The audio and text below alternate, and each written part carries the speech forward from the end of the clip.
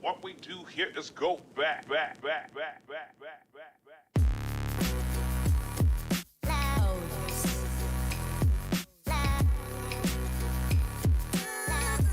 Let's try that. You never know. This might actually work. Good evening, everyone. Mike's here. Oh, terrible start. Mike here, Mike's Unboxing Reviews and How To. Yeah, what a day.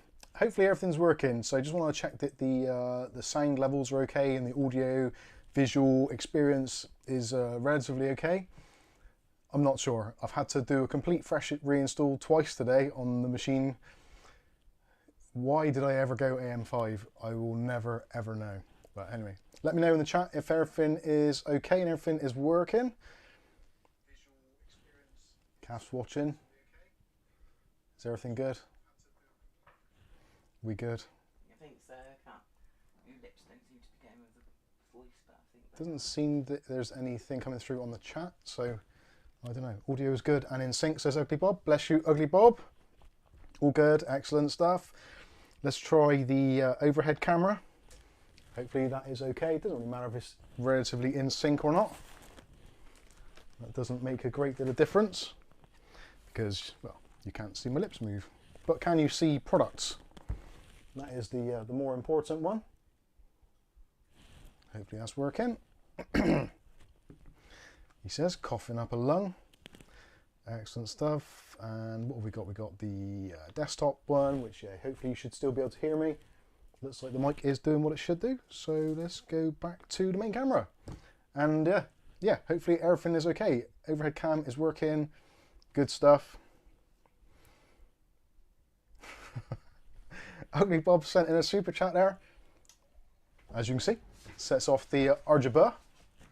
And there's a couple others, we'll mention those as well. But Ugly Bob has said, if I can actually get this to work. Oh, this thing's not working again. Why is it not working? It works on that screen, but it doesn't work on this screen. Why does it not do that? Unbelievable. Right, can I get this to work? I am really, really confused why this does not work. If I drag this little box over onto this screen, then click on that, I can click on stuff. I can't scroll, but I suppose that's not the end of the world. Let's see if I can do it there. Yeah, that scrolls and that works. And I can scroll on things and click on things. And that works as intended. But as soon as I drag it over onto the other monitor, it refuses to work. I just have no idea why that does that at all. Anyway, thank you very much, Ugly Bob, for your super chat there. It says, my missus left me just because of my obsession with the Pet Shop Boys and Dusty Springfield. What have I done to deserve this? Did you... Well done, Bob. And there was another super chat from Mick Woods. Is that going to come up if I do that? Maybe I have to scroll. Oh, there. I will work this out one day. I don't know why this doesn't work. Is it because it's not the active window or something? I don't know. There was another super chat from Mick. Is that working now? Yeah, that's working now. Okay, I'll just ignore myself. So it says, hooray, it's Saturday night. See you soon. You certainly will. Peeking through a window in your neighbourhood very soon. Why does it do that? So I have to click off of it. Must be something to do with this add-in. It is free, so what do you expect? There's another super chat from Ugly Bob. Disco, disco, disco. Has that worked? Yes, that has worked as well. Very, very strange why this doesn't work as intended. I think it might have got the hump after I... Yeah, why does it? So, yeah, they must have done something new to it. So, yeah, whenever you click on anything, it now does the pop-up thing. I wonder why that is. If I full screen it, does it do it then? Yeah, it still doesn't work. So that's something that they're going to have to work on, I think, YouTube, because they seem to have messed that right up. What's that, Pabs? PayPal from Colin. Oh, I didn't see. Can you show me again? Sorry. Talk amongst yourselves. And we've had a PayPal contribution come in from our good friend Colin. Thank you, Colin, for your donation. That is very, very kind of you, sir. You guys are are awesome. I wonder why this doesn't work. Why does that not? I don't know. Oh, now I'm locked on some other thing. Right, I'm just not going to click on anything. I think that's the safest bet. I'm not going to click on anything. But anyway, at least the stream is working. I'm going to click on clear. Now clear. And Ugly Bob's just come up. He's been a supporter now for 18 months. Wow, thank you. Blimey. And good to have you back. Time flies when you're drunk. Yes, time didn't fly for us whilst you were on holiday. We almost had to phone up AliExpress and explain to them why their profits had dipped. Of course they didn't, I'm only joking. So let's, yeah, everything appears to be working.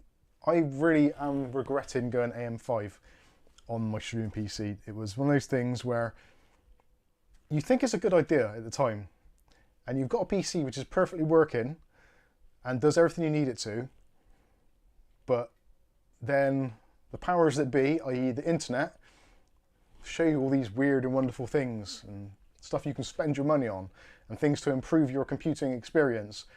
And in hindsight, I should have not listened to those internet fools, because they've led me up the right garden path, and the AM5 platform for me has been an absolute nightmare. It really has. Let me know in the chat if you've adopted AM5 as well. How are you finding it? Because I'm hating it. I really am. It's not been a very pleasurable experience, let's say. So tonight's stream, we're going to go through, I've got the Mini ITX build to complete. I've done actually a little bit already, and we did take a look at it last week. So for those of you that was last week, you know all about the Coolermaster Master Box, what do they even call the thing? NR200P, I had to remember then. So it's a tiny little case. Already I'm finding it a little bit tricky to work in. Now maybe it's because of the sausage fingers, I don't know, maybe it is, and potentially it might be due to things like bad light and bad temperament, but yeah, I've got the motherboard in and the power supply in because I was doing some B-roll for the review video, and I thought, well, I might as well just leave it in there. So I'm going to finish off the rest of that. That is going to be a kind of a work in progress. I'm not entirely sure what I'm going to be doing with that PC. There's a very strong chance I'll just put it together and sell it, because I don't really know how it fits into what we do here, or where I'd put it. I need almost another desk to put a computer at, a workstation of some sort. But anyway, it's by the by. It's been obviously sales season for people online in general, coming up towards the end of the financial year, which ended yesterday, March 31st. And basically people are trying to sell off all of their inventory, trying to make their profit margins look good before the end of year, so they don't have to report back to the shareholders and say, yes, it's been a dire year and we're screwed. So there's been some things recently to tempt us. The Coolermaster case for one. Managed to pick up an Intel ARC A750, so we're going to take a very brief look at that as well. That is actually going to be going into my video editing PC and replacing my Radeon RX 6900 XT, which seems like a bizarre thing to do. But there is a logic behind this, I think. And I'm actually thinking that this graphics card, only being £250, is actually going to wipe the floor with the Radeon in terms of video editing. I've just got a sneaky suspicion that is what it's going to do. But it's going to be interesting to find out, so you'll be joining us along the way with that as the videos get released. And it will actually be my very first all Intel system. So I'll have an Intel processor, Intel graphics card, even down to an Intel M.2 drive. Well, it's technically not Intel now, it's Solidum, however they pronounce it, Solidum, however, yeah, whatever it is. So that is Intel's new branding for M.2s, or at least the company which has taken over Intel's kind of branding anyway. So yes, there will be an Intel PC. Be interesting to see how this works actually with a processor with integrated graphics as well in Adobe Premiere. I'm genuinely excited to see what it does, and considering this is going to be using probably less than 2/3 of the power of the other graphics card, it'll be interesting to see what the power savings are like as well. So that will be pretty good. Also, I bought some RAM. So this is some very funky RAM from Oloy, Oil of Oloy. This is their new Blades Performance DDR4. So we'll take a look at that. And there's also a super chat coming in from Arali. where is this going? I'm going to have to scroll down. Where did I go to? There we go. Did that work? That worked. No AM5 for me. Thank you, Mike, for living the nightmare for me. It has been. It genuinely has been. I've had more problems with AM5 than I've had with any PC for a long, long time. I can't think the last setup that I had which had as many problems as this.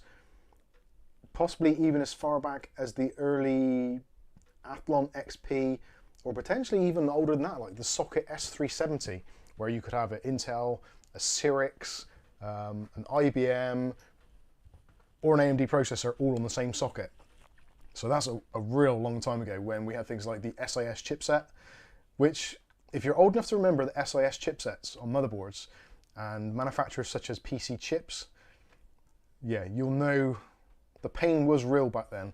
You had some awful drivers, some awful hardware, and it was just, yeah, it was generally just not a good time at all. Yes, so it is what it is. But yes, AM5 for me at the moment is, yeah, it's been really bad. PC 2022 says, in summary, what are some of the issues you've had with AM5? It's general Windows stability. It seems that AMD and Microsoft have basically not really kind of collaborated.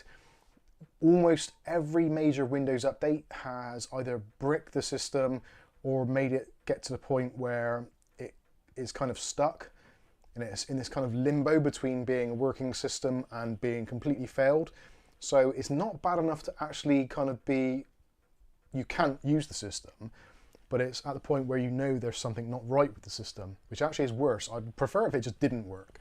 At least that way you can fix it. But when you're in that sort of halfway house where you just know that something isn't right, there's quirky little things like, for some reason you'll get like a weird slowdown and you cannot put your finger on it. Why is it doing what it's doing? And there's some other bizarre behaviors as well which tie in with drivers as well. So recently there was an update to MSI Center, which in general I find to be quite good. Other people don't like it so much, totally understand that. But this week there was an MSI Center update, and literally from the moment I did that, it did something to the scheduler, and then it just presumed that there was always a Windows update to be done. So you're just stuck on the black screen saying Windows is updating, and it never updates, and you can't clear it. So it just basically breaks the system. And it doesn't seem to happen with my Intel system, which I've got almost identical setup. MSI motherboard, MSI software, basically the software between the two is almost identical. The Intel system, absolutely flawless, runs like a dream. Updates work fine, scheduling works fine, it does what it has to do, and it does it very well. But the AM5 system just seems every little thing just trips it up somewhere along the line.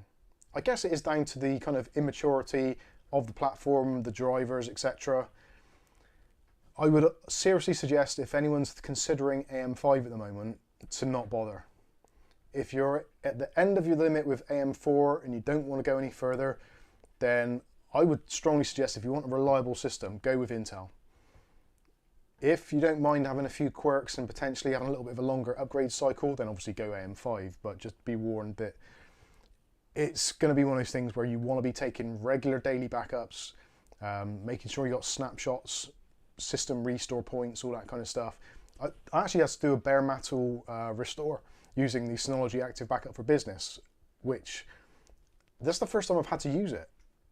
In all the systems I've had over the last 6-7 years or whatever we've been doing the YouTube stuff, I've never got to this point where a system has been so bad where I've had to do a bare metal recovery because it was just so bad.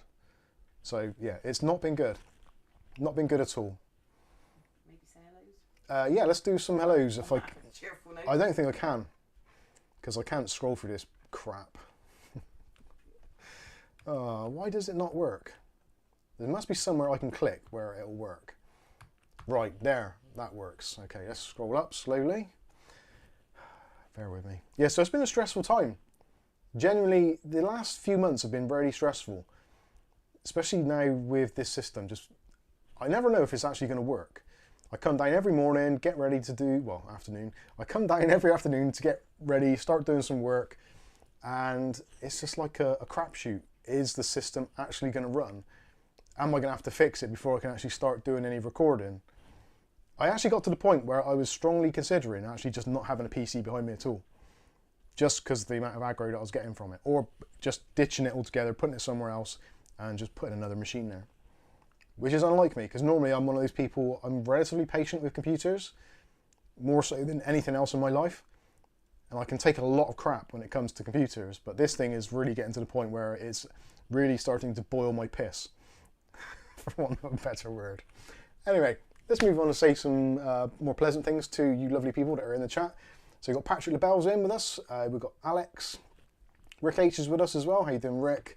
Good old Ugly Bob, back from his travels? I was going to say holidays, hollybobs and travels at the same time. He's going to post his white bits. Yeah, we haven't seen his white bits yet. You'll hear Calf's Discord go ding in a minute. William Bodie is with us. How you doing, William Bodie? Matthew Day. Amazing. Matthew Day says, for one day only, if you don't have an ITX board, just saw an ATX one down to size. It's not a bad idea. I don't condone it. What else we got there? Stuart Cleary is with us. How you doing, Stuart? G-Zone Gamer. What got there? Hot flame. Old Man Withers is with us. Says, hey Mubsters, looking forward to seeing what Mike makes of the A750. I love mine. Yeah, it's it was one of those things where, as with like most businesses, you get to a point where you get to the end of the year and you think to yourself, there's a few things that you really need to get, which you can probably write off to some extent against taxes. You don't write the whole thing off. It basically comes off of your profit, so you pay less tax because you've made less money. Might have viewers for Ugly Bob. Oh yeah. Oh, it's just dropped. So I thought to myself, I'll get the Intel ARC A750. People have been saying about it and going on about it for a long time, and there's only so much you can kind of get from actual reviews and things like that, and looking at FPS numbers, all that kind of stuff. So I wanted to see what it's like for myself. I'm not overly convinced it's going to be the best bang per buck for the money. £250 at the moment in the UK, which is actually more than it is in the United States. They can pick it up over there for about $230, I believe, from Newegg. Here, it has dipped down every now and then. There's been a couple of special offers, and potentially if you went through eBay this week with the Catch 20 offer, you could have got some money off, and it would have been about $243, I think it was, for the ASRock version. But I wanted the security of buying it from Amazon, so if I need to, I can return it. And it was, do I go for the ASRock version or do I go for the Intel one? And I guess the Intel one may eventually at some point be more valuable because it is effectively a slightly limited edition, potentially. The ASRock one definitely easier to take apart for maintenance, which was something which I was considering. But actually, from what I can tell, this is the superior card, even though technically it's slower. Just the build quality and all that kind of usual stuff, and the looks as well. And it is an Intel brand. It's an Intel thing assembled by Intel, I guess. I don't even know if they make them in their own factories. Maybe they sub it out. I don't know. Maybe if you know, let me know in the chat. So anyway, yeah, that was something to kind of round off the year and spend some money, which I'm kind of partially regretting already. What did I say? So that was Old Man Withers. O'Reilly's with us. We've said that one. Hello, hello, hello, hello. G-Zone Gamer. Lucky Man's with us. Says hi all, and hope. Sorry, hi all, and hope Mike is going to include his Intel card. I'm not going to put it in this build for sure, because obviously there are, let's say, question marks over the stability of this card.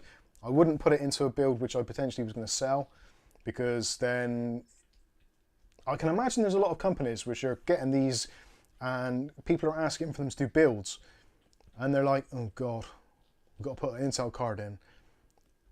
Is it stable enough? I don't know what the actual state of play is with the drivers, etc. at the moment, so it could be one of those things where I'm going to be pleasantly surprised and it runs absolutely rock solid. There may well still be glitches. it's one of those very much unknown quantities, which actually is partly why it does make me wonder, yeah, do we rely on PCs too much? And do we expect them to be more reliable than they are, considering how fast the technology moves?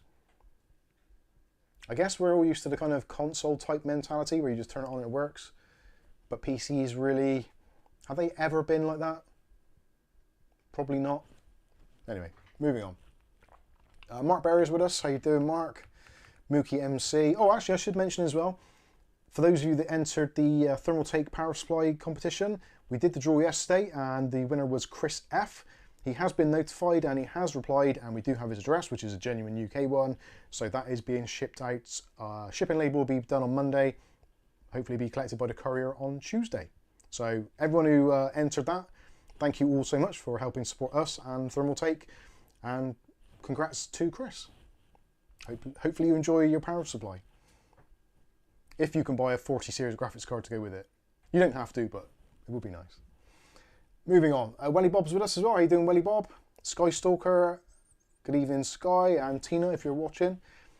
Lucky Man's with us. Willem Bodie, said that already. I think I'm pretty much caught up now. The super chat from Mick Woods. Dutch Jan, how you doing, Jan? Or Dutch, however you want to be called. Kieran's with us. How you doing, Kieran? Good old Aletta. Aletta actually joined our Discord this week. So I suppose we should have a moment's silence for the Discord. So it's going to go downhill now.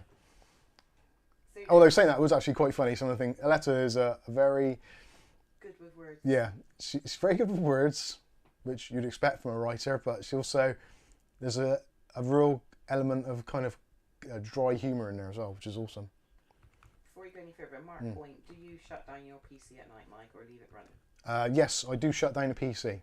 I try and shut down the PCs whenever possible.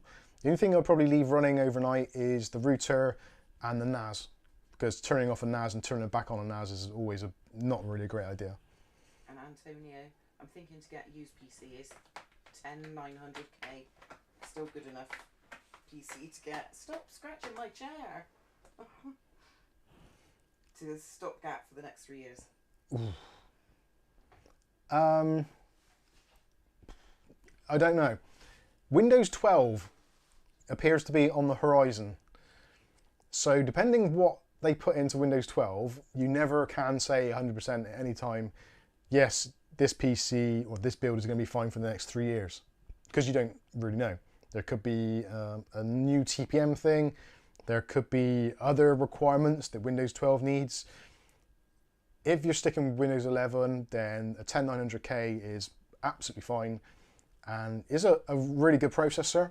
Although, you do have to slightly bear in mind that that is 10th generation Intel. We're currently on 13th gen. 14th gen is kind of somewhere out in the periphery. So it's a slightly older generation. But if you can pick up the processor and the motherboard and the rest of the bits relatively cheap or at good discounted prices, then definitely, yeah, I can't see any reason why not. Citrus Cookie. Hi Mike, what are your opinions on the state of Intel ARC, is it? Intel ARC? Intel ARC, yeah. Oh, yeah. GPUs. When it comes to Intel ARC, I don't know. I'm yet to actually install it into a PC to see what it's actually like. Until I've actually used it for a little while, it's going to be really hard for me to kind of give any real valid kind of feedback on it. I could just try and reiterate what other reviewers and other people and other users have said, and there's always going to be the mixture of things. So there's quite a few people on our Discord that have got Intel ARC graphics cards, and they've been absolutely fine with it, and they recommend them. There's the flip side of that, where people, especially the early adopters, had issues with drivers and stability, etc. Power usage was a problem with multiple monitors, that sort of thing. So you kind of, it's a little bit of an unknown. So until I actually install it and use it for a reasonable time, I can't really say what I feel about it. I'm encouraged by it, and the fact that the price is pretty good. The performance seems to be somewhere around the kind of 6650 XT, RX 3060, 3050 kind of mark. So for the money, definitely it does appear to be a relative bargain, and the fact that it's got actually half decent ray tracing, if that's important to you.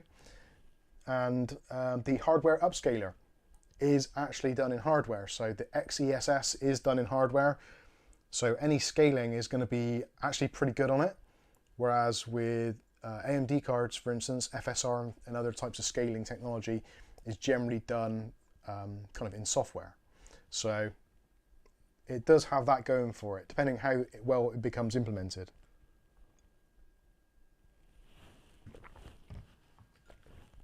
Hopefully that answers your question. Who else we got? So Lucky Man, we said. Texel's with us. How you doing, Texel? Colin Hilton, thank you as well, Colin, for the donation. Much appreciated. Mr. Super Goofy, how you doing? The Bronc 9. Mick Woods, we've already said. Nicholas Barlow, how are you? Andy Pritchard. Bandy. Where did you get that card? Where did you get that card? I actually bought it from Amazon.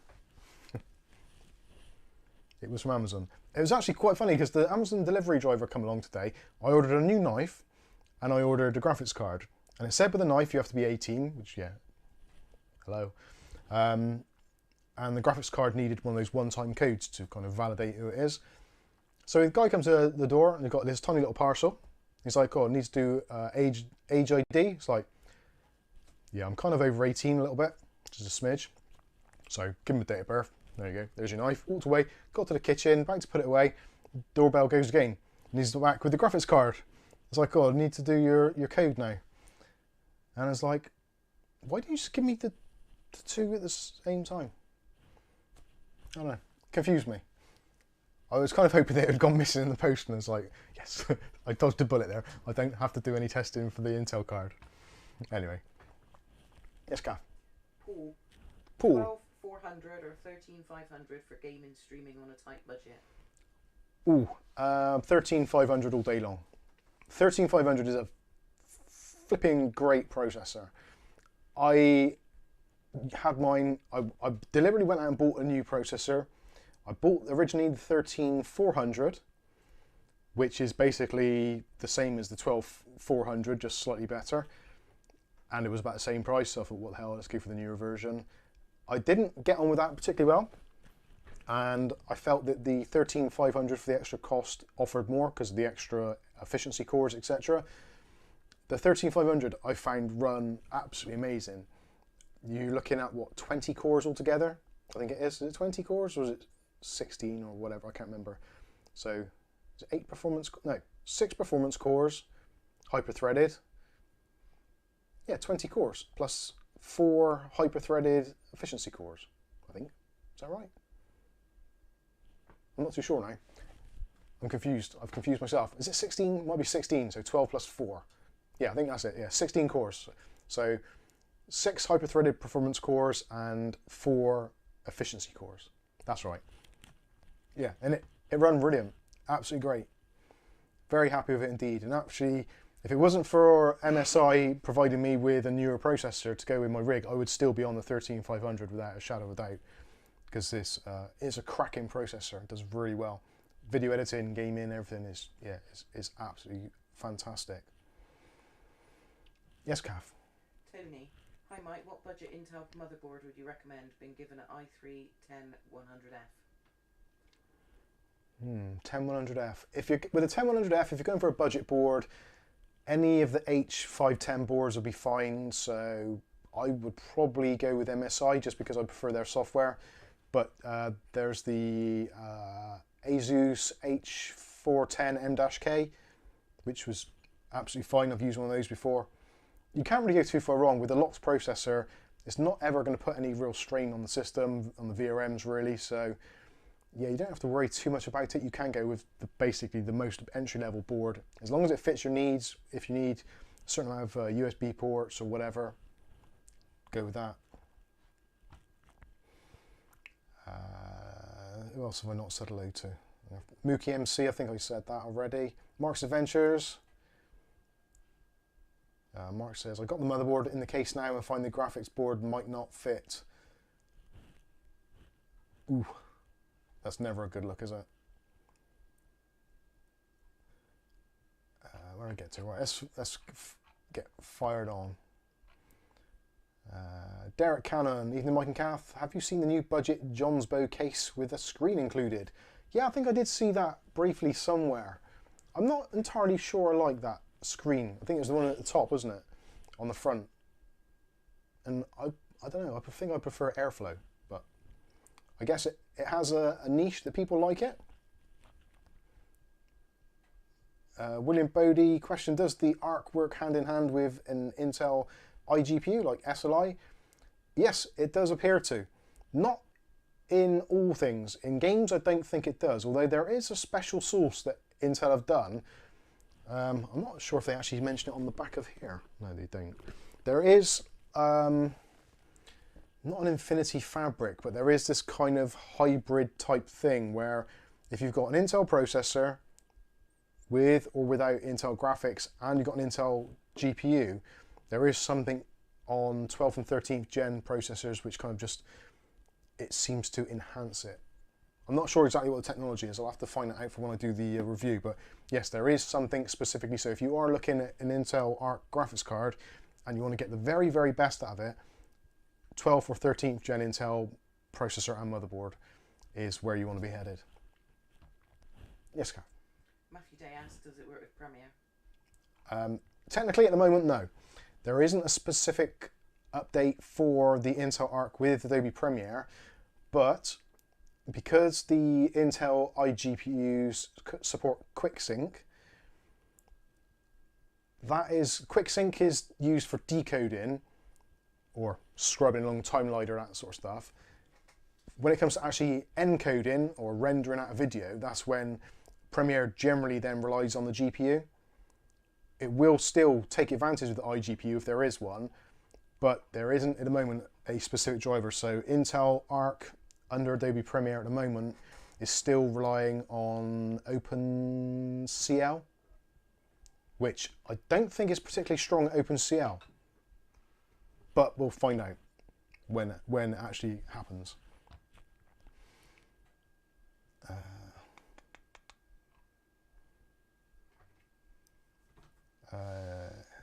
Quickly approaching 100k, wow, wow, wow. Imagine the celebration stream. To be honest with you, it's one of those things that I've said this many times already. The channel and the kind of a metric of how well we're doing has never ever related directly to the subscriber count, and I don't know how it appeals to other channels, whether or not it does. I guess people like Mr. Beast, I suppose, because their numbers are so stratospheric, it probably gives the impression that they are doing super, super well. But I've said it before, I'll say it again, I will blow my own trumpet. Well, I would if I could reach. If we had more subscribers, I don't think we'd necessarily get more views. A lot of our videos, especially because they're kind of how-to videos, it's not subscriber type content, so it's not like the sort of stuff where you would try to tune in all the time. You don't want to know, a lot of people who watch our videos don't want to know about our life, they don't care about us particularly, they just want to find out how to fix something. And I'm totally cool with that, that's absolutely fine. Obviously, for those of you like in the stream at the moment, kind of getting on towards 100 of you, there are those of you that want to be part of a community and enjoy this community for what it is, which obviously we appreciate. But it's never been about numbers and never has been about that at all. I actually was looking today at another YouTube content creator, similar sort of size.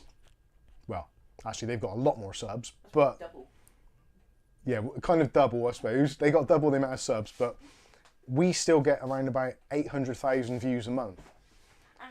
And most other channels of a similar kind of type of what we do here, especially for UK and American content creators, they generally get somewhere in the region of about 250 to 300,000 views.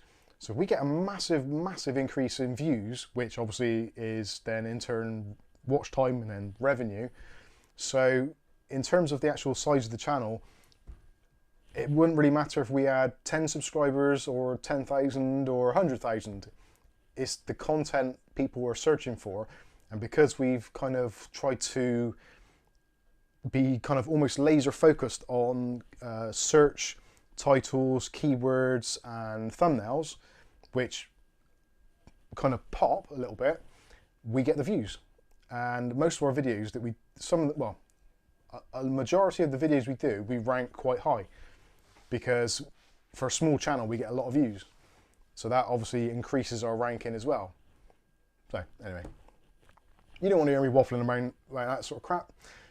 So yeah, basically it's all good. It's all good. The subscriber count has never been a metric where I suppose every now and then I'll look at the stats and go, oh, we've only had X amount of subs this week or this month, that's down a little bit. But then you look at the views and at the end of the day, the revenue, and it's like, well, that's fine, so carry on, whatever.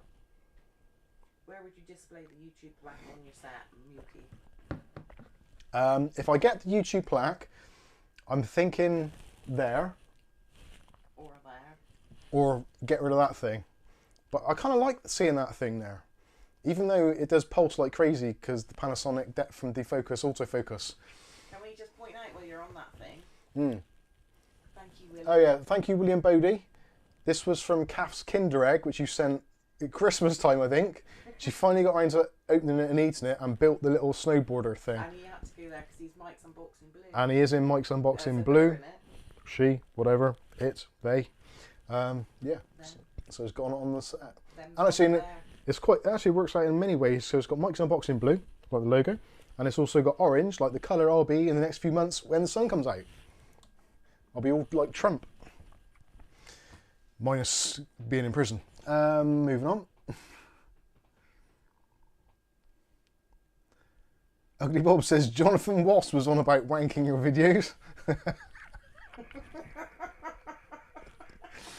Oh dear. Mark's Adventure says I subbed after the last live because the content was excellent. Thank you very much. Well, yeah. It's very the content is what it is. It's just raw, unfiltered. It's just me. If you like what we do here and you find the information useful, you like Kath, you like me, you like this setup, whatever, great, awesome. If you just want to come here for just how to fix your Fitbit or how to install your graphics card, or you want to know about a PC case, fill your printer inks, whatever, yeah, just come on. It's all good. It's all good.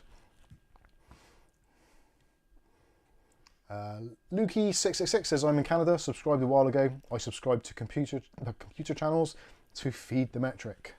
And also, bless your heart. Thank you very much for stopping by. Thanks for your suggestion. Love from India. No worries, Paul. And Kieran, sorry to be a bother, but did you manage to get that board from CC Hell working? Yes. With the 12th gen. Yes, fun enough, actually. Before I start doing this little build, I will get this out. I made a mistake earlier, actually. If I talking about the motherboard. Yeah. So this is the motherboard from CC Hell. And before you do that, can you just tell Ugly Bob that I didn't take until Christmas to build that. No. But it didn't have any instructions. It was a bit of a... It had no instructions, unfortunately. It was a bit difficult for me. So whip the motherboard out. So here, this is the pain in the ass motherboard, which has been the bane of our life since probably, was it before Christmas or after Christmas? I can't remember. Was it before? I don't know, Christmas was yesterday, wasn't it? Seems like it. Basically the last 3 months or so, maybe a little bit longer, a little bit less, I'm not sure. This board has been bouncing around the United Kingdom and wherever else. Try and summarise the problem. So this is a B660 chipset, which is for Intel 12th gen. I tried to install my Intel 13500 processor on it after I bought my MSI board, because I thought the 13500 is a cracking chip, need to use it on something. So I got this board off of Kieran, got it at a very good price, very good value, etc, etc. Tried it, you guys seen on the stream, basically it would not post. I did a couple of shorts as well. It refused to post point blank with the 13400, the 13400F and the 13500, all of which are the B0 stepping of Intel processors. There's the C0, which is the 13600K, 13700K, 13900K, etc.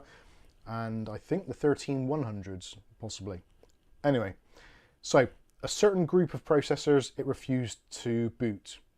It went through the process, got to testing the RAM. After that, it would just cut crap out. Tried a 12th gen processor on there, 12100, no problem.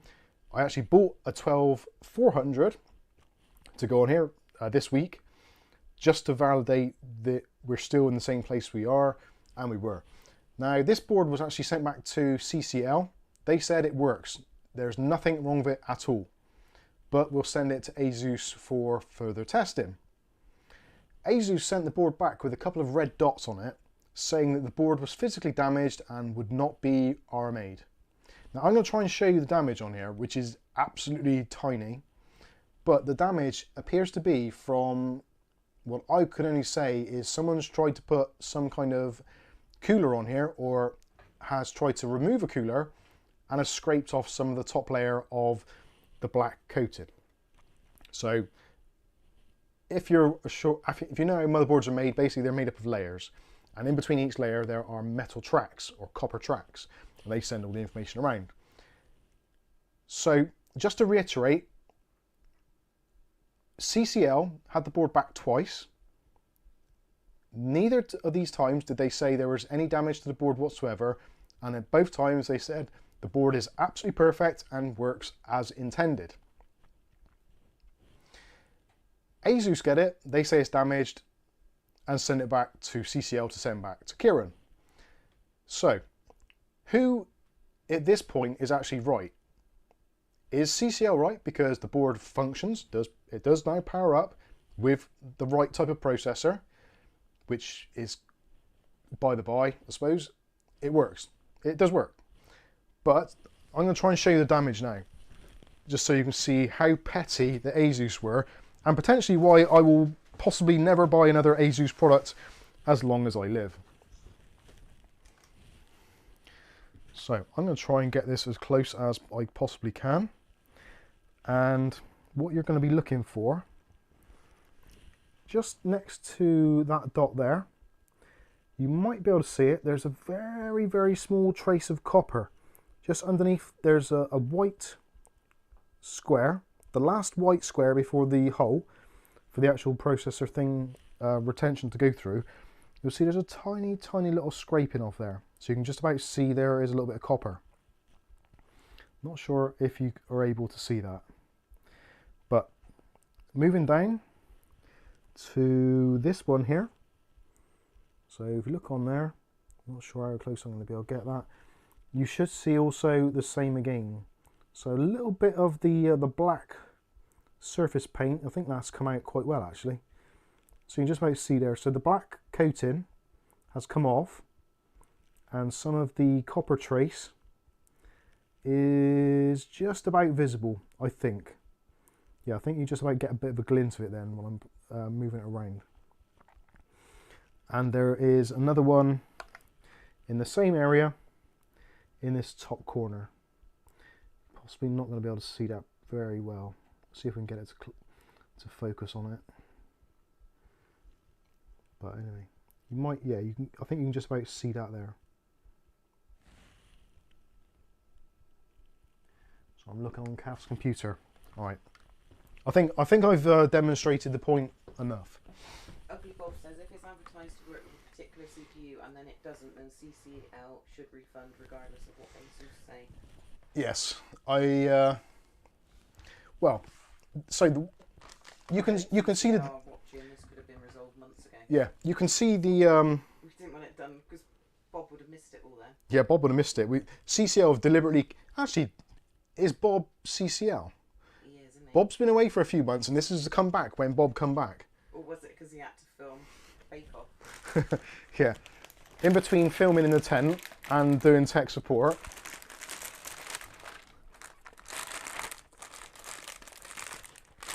Anyway, so you can see the motherboard, you can see the damage there. My reaction to CCL is basically, at some point this board has been damaged. Whether it's been done here, whether it's been done by Kieran, whether it's been done by them, or whether it's been done by ASUS, who knows? We've got various pictures of it. which I can look up.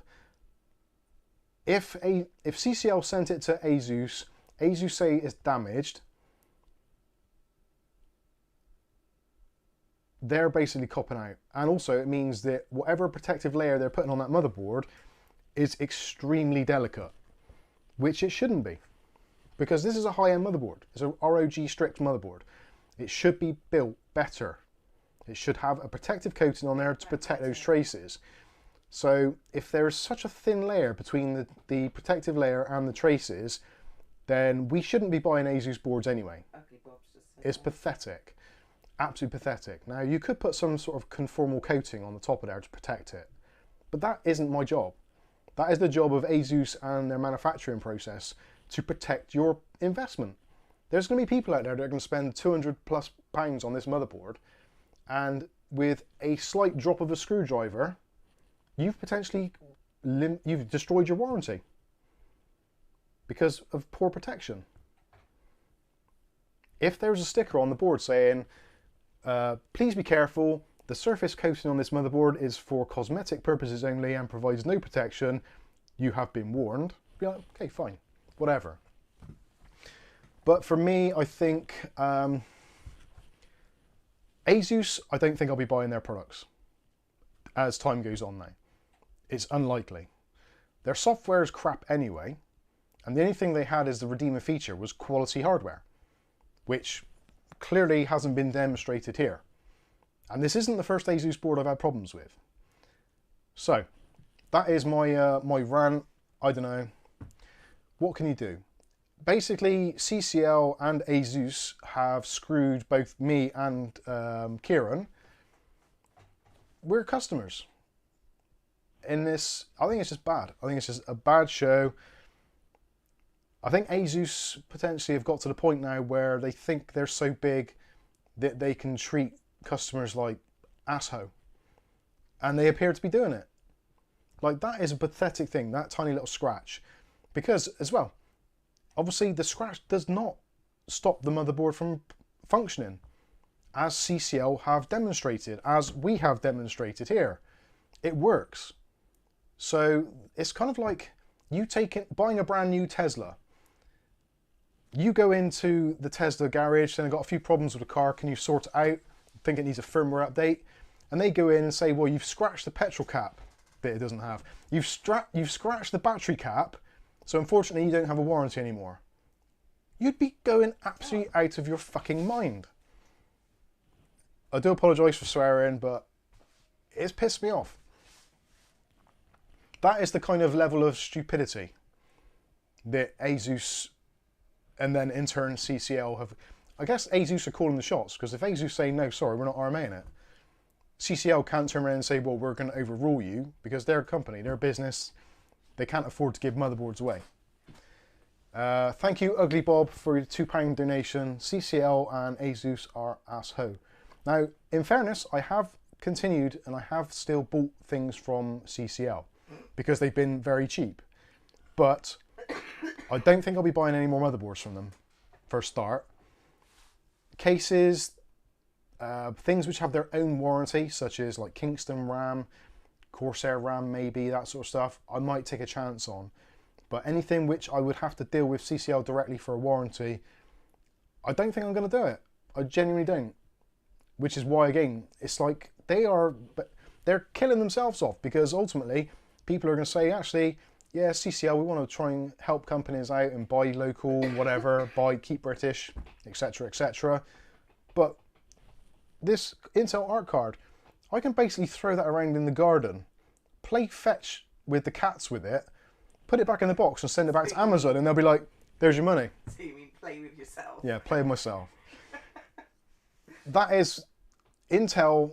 That is why Amazon are such a big business, because they basically know that ultimately, even if they end up giving you a motherboard or a power supply or whatever, because you'll continue to buy from them, they're going to make their money back sooner or later out of repeated purchases.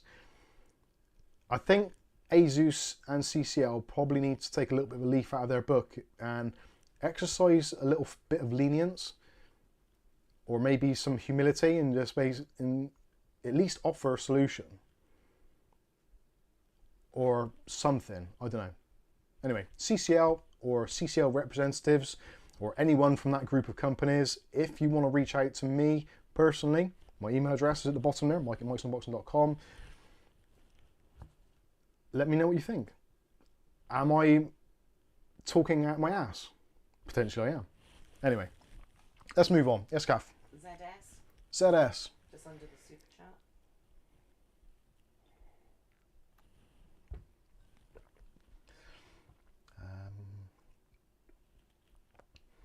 ZS. Watching your channel encouraged me to try and build a PC myself. Oh, God help you.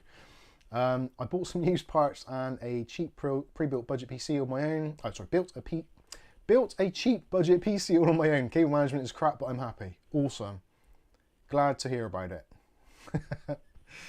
Oh dear. Mark Berry says stick with MSI. I'm not an MSI fan. Yeah, I am. I'm lying to myself. I do like MSI motherboards. I like cats.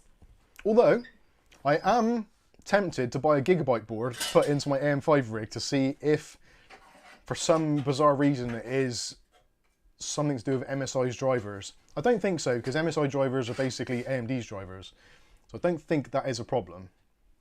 But I am always tempted to get a Gigabyte board, just because Gigabyte seems to be doing some good stuff recently. So I might end up being a kind of MSI stroke Gigabyte man. ASRock on the periphery. And Asus right at the back there somewhere.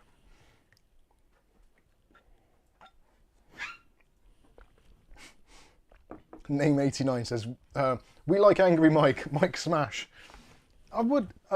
It's annoying, it's frustrating. Now, I'm in a fortunate position where I've got another computer. I've got this thing, which is sort of stable. Kath's computer, I've got a laptop. It's not as if I can't get online or I cannot use a computer. If I was in a position where I wasn't as fortunate and I was building my first PC or building a PC for someone or whatever, imagine having to do that. If you're building a PC for someone, they've given you the parts to build from CCL and you've put it together and you've got a problem, where does that leave you? Your friends are already going to turn around and say, well, it's all right, don't worry about it. Here's an extra 200 quid, go just buy another motherboard. That's unlikely to happen, unless you've got an extremely understanding friend. Realistically, they're going to be like, well, why did you buy it from them in the first place? It always is going to end bad, this kind of customer service. I think Anyway. customer service has gone from most places now, though. Yeah, customer service is screwed, basically. Oh, I did put that light on just now. Oh, sorry, I turned it off because That's all right. I have super chat. Super chat! Who was it from? I didn't even see it, I don't think. Oh, you did. It was from Uggs. Uggs, oh yeah, CCL and Asus are ass-ho. That's the I did say Uggs. that. Right. ZS asked, is ASRock okay? ASRock seems to be better now. I bought a B450 board used. Yeah, you can't go far wrong. B450 was great. B550 was a little bit ropey. B650 seems to be excellent. Right, let's have a look on the overhead camera. Right, that's bright. So this is the Oloy. I can't actually even pronounce that. Oloy Blade Performance DDR4 RAM with RGB. These were actually pretty inexpensive. Normally the cheap shit RAM is about 40 quid at the moment for 16 gigs. This is DDR4 3200 CL16 and it's RGB. So RGB RAM is generally not that cheap. And I like the packaging on this, I was quite impressed. So you get a little cloth there to get rid of your dirty sausage finger marks off your RAM. And the RAM itself is very cool indeed. So we've got white heat spreaders, which is very nice. And they've got this kind of mirror finish along the top. But when you actually power them on, the RGB shines through and it's like a super nice RGB. So I'm actually quite impressed with this. This is very nice. And even the PCB has been done in white as well. And actually there's a decent weight to them there. So obviously a matched pair. But I think those look amazing. And potentially they will go very nicely, hopefully, with our Asus board, because this is the Strix board and it has got elements of white on there as well. So let's stick those in there. Shrek says Play has been doing great stuff lately, and it seems like it's $20 cheaper. Who? Than the competition. Play. Play? Yeah. Oh, okay. Shrek's American at $20 as well. There we go. I think that's some pretty nice looking RAM. And it's got the silver highlights with the white. So we've got silver, obviously white as well. And that is a very nice match. So I'll be sticking the 12400 on here. And potentially this might end up in the streaming PC. It may well end up there. In fact, actually, it's got an absolute ton of USBs on the back end. We've got, what, we've got 9 USBs, and we've got 2.5 gig LAN. So potentially this could end up in the streaming PC. I never thought I would say that. And yeah. Awesome stuff. I like it as well. They actually, when we sent this back, it had a Gigabyte socket cover.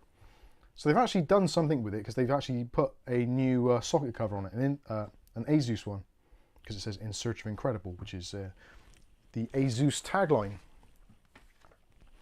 Anyway, so I just wanted to show you that RAM. This RAM at the moment is £50 here in the UK from Amazon.co.uk. So if you want some nice looking RGB RAM, it's got all the usual stuff like lifetime warranty and all that kind of good gear, which is nice to have. Anyway, just thought I'd show you all that. And what time is it? Blimey, it's been an hour already. I haven't even got any boxes open yet. Well, other than this stuff. So let's go back to there. There we go. Kath Churchill, in the description below, the RAM is linked to the case. Kath doesn't link stuff sometimes very well. It was funny because I set the stream up about 3 o'clock this afternoon, and normally I don't do it until about a few minutes before we're about to go live, because I'm usually very poorly done. But because I was waiting for Windows to install and updates and stuff, I thought, that's alright, don't worry, not a problem, I'll go and do it on the other PC and get it all set up while I'm waiting. So I was actually in front of the time, which was good. Righty dokie, so let's put that to one side. I have also got as well, which I haven't forgotten about, a very kind viewer sent this in. Actually, did I write? It was from, I can't read my writing now. The unpersoning. Thought my eyes were going funny then. This was that B550M Pro VDH Wi-Fi. Now I have fired this up. It seems whenever I do anything on the USB ports at all, even in the BIOS, it just reboots itself. So I think this thing might actually be completely foo-card. So we'll see what happens there. What's down there? Can't see that far. X-rated. Oh, is it? Oh dear. You're a mouse, Matt. I'm gonna have to come and have a look now. Sorry. Blame Bob. Hashtag blame Bob.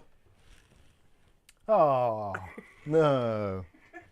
The Mandalorian had a bloody lob on. Right. Sorry. I am just a child. Alrighty. I thought it was going to be his white bits. Let's limber up.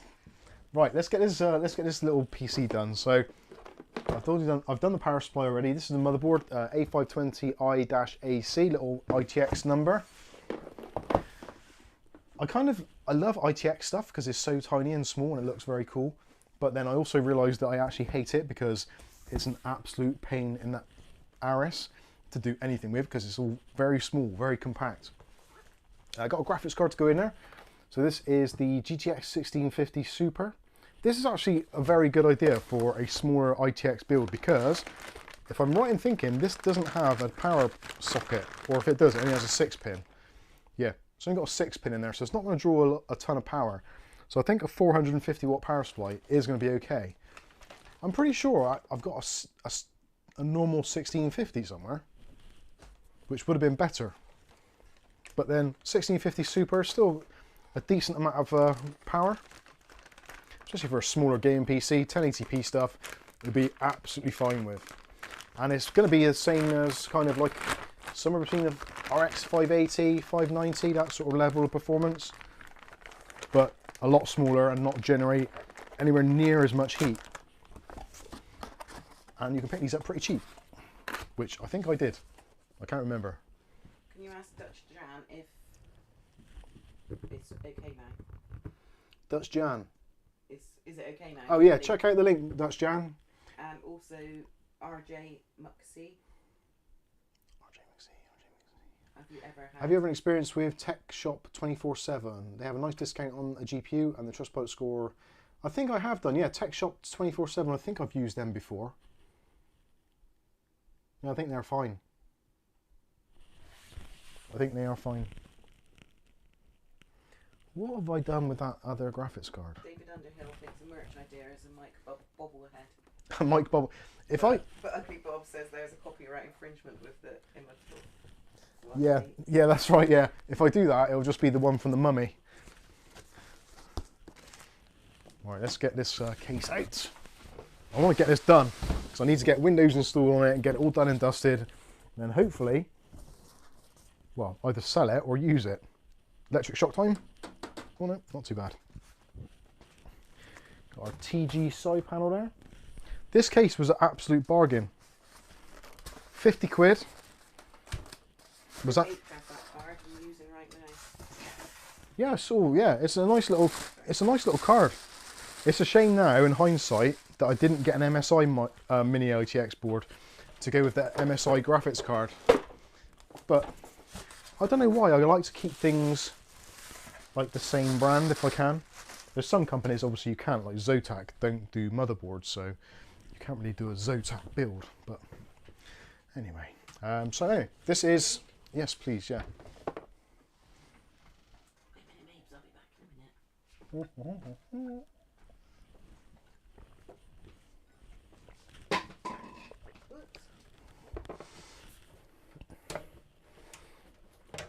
Name89 says, how do you keep all your stock? Do you have a stock room, off-site storage, or do you move most of the stuff on really fast? Most of it, well, half of it's underneath the desk, but there's not really a great deal. Yeah, a lot of it just goes. Stuff doesn't stick around long. Just put it this way, we have a most of it room in the living room now. Most of it goes to Kieran.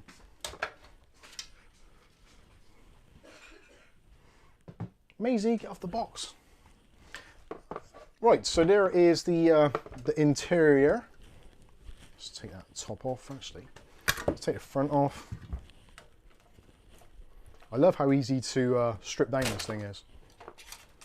I'm going to take those out because I do need to measure up the cooler actually, because I'm not too sure what cooler to use on this. You can't really use a radiator in here, or if you do, it's going to have to go on the bottom, which is a weird place for a radiator. So we won't be doing that. And I'm not entirely 100% convinced I should go with a vertical GPU, because if you have a vertical GPU, you're then eating into the room for your CPU cooling. So when I first got this case and when we had a look at it last week, I was kind of raving about how flexible it is, but it's kind of not. It is flexible, but you have to kind of be really mindful of everything you do is going to have a kind of an equal and opposite reaction to something else in the system. So you do have to be, yeah, like I said, you need to be a little bit mindful of what you are doing with it. And speaking of mindful, I need to get out the extra power cable, because we're going to need a GPU power thing. PCIe, there we go, we'll have one of those. And let's get that plugged into the bottom of the power supply. As you can see, hopefully, power supply is installed and everything is kind of relatively neatly tucked away, which is now a pain in the backside because I've still got to put another cable in. But anyway, never mind. These things are sent to try us. And I don't... Is there an easy way to put that in there? No, there isn't. That is one of the downsides of a Mini ITX as well. Especially like this, because there just isn't a lot of room to work in. And where is the... PCIe want to go? There it is. Right. €68 in Germany. What, for this? I think so. 168 euros for this? Blimey. I'm assuming it's that. Might have missed a bit. I could buy one here in the UK and send it to Germany for that. Because they're £50 here. Which actually I think for £50 is an absolutely cracking deal. Absolutely cracking grommet. Caliber says I'll sell it or do not that case, but all your stuff I suppose. Or do giveaways to whatever YouTube calls it, its followers. Yeah. We did do a giveaway this week. We did a giveaway this week, or power supply. Well, we didn't technically, it was Thermaltake, but we were the conduit for it. And we do like giving stuff away, it's such a pain in the ass. Because there's so many variables about it, and also there's things like, in some countries there's actually laws that you cannot give stuff away because it's effectively it's like a lottery or a competition type thing. So you have to be, gambling laws and that kind of stuff. So you have to be really careful stating where you can actually do giveaways from, so you don't fall foul of like international laws and stuff. It's just shit, really, isn't it? And now I've pulled this out. Yeah, postage is horrendous. So kind of like anything outside of the UK is just really a kind of a no-go. Right, let's get out there. There's my extra PCI cable in, awesome stuff. So when it comes to cooling, I didn't know what I was going to do in here, and I still don't really. We've got a 5700G, which is PCI Express Gen 3. So in terms of the graphics card we are likely to use is going to be fine, because that's also going to be PCI Express Gen 3. Actually, I'm going to put those two screws back in there before I forget and lose them. Saying that, with this kind of level of performance as well, I don't think PCI Express Gen 4 is as big of a deal, because the kind of performance is near. Anyway, let's stick the CPU in.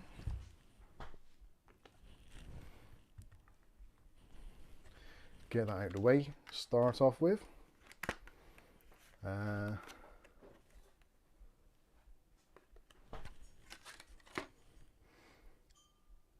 So just reading your comment there, Kira. And good evening, David. And thank you for the super chat. Wrong one.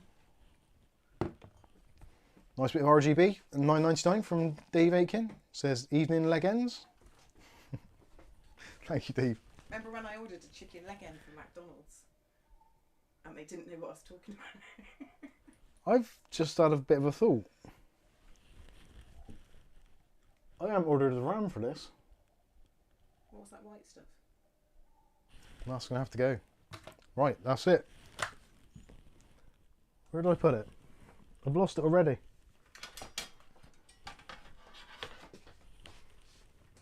Right. So, this RAM won't be going in the Asus board.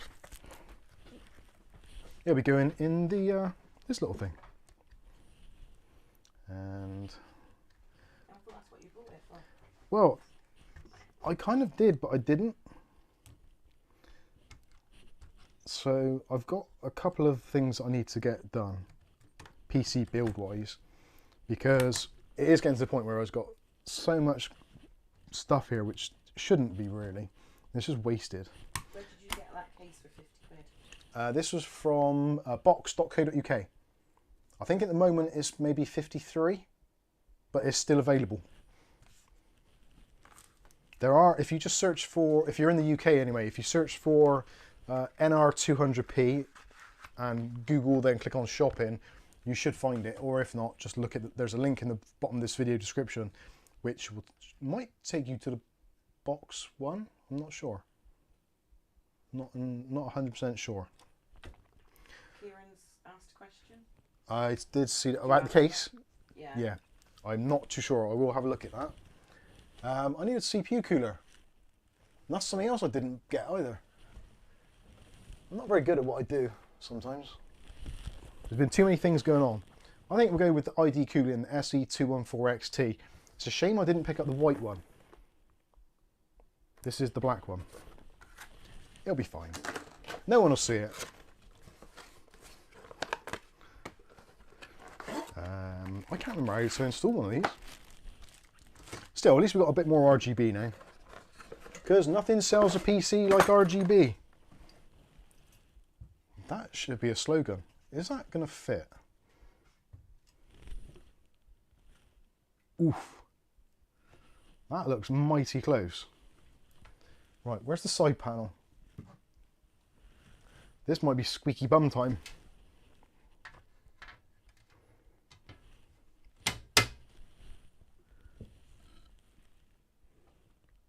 Ooh. There's a filter, a mesh on the inside of this. And there is a bit of movement there, so there is a few more millimeters to be had. But, does it work with the glass one? Let's have a look at the glass one. Where's... oh, Maisie, get off that damn box! I'll sod it. If it doesn't work with the glass one, I'll just go and cry. Ugly Bob. What's he said? Ugly Bob, Dave Ainkins.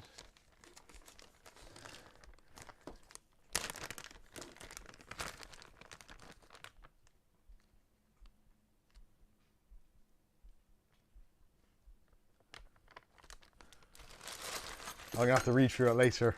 I don't think I can't really see it all. Oh, it's got my name highlighted. Oh no, 'cause it won't be on yours, will it? No.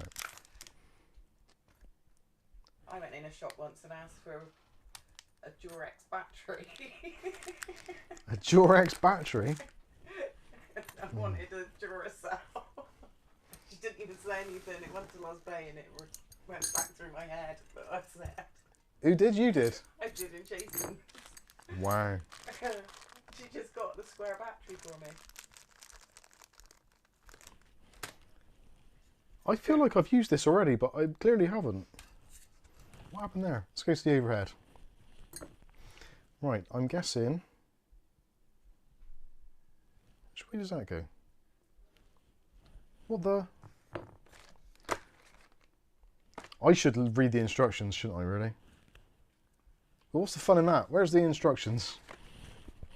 These must be the AM4 brackets. Yeah, of course they are. So they go on something like that. So those go upright like that. So I do have to remove the stock doodah. Oh, who's pressed the Windows key? Not me. Right. Oh, Kieran, don't know if you responded. Can you just Excuse me. repeat what you said? Yeah, I'll oh dear. Choked on my own phlegm. That's a great look. I will... oh, fuck's sake. I will see what I can find. Right, which one of these socket doodahs do I use? Is it the red ones? AM4. Remove the motherboard retention, blah, blah, blah. Why do they do such stupid bloody little instructions? I don't even know what that says.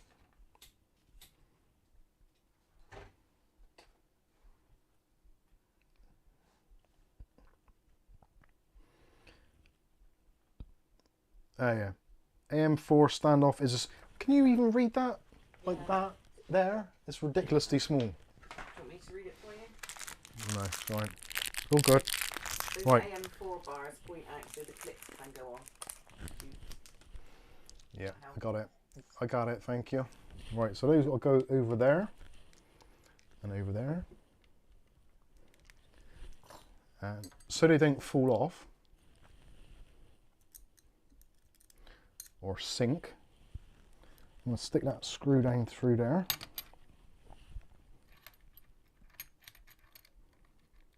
Get that started on the back plate. Ugg says stop being so vain and put your glasses on. If I thought glasses would help, I would put them on. But they don't, they just make me even worse. And 2 magnifying glasses just looks odd. Yeah.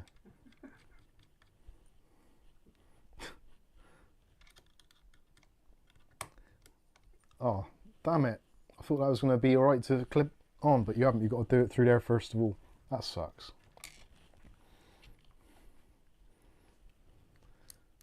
Silly little thing.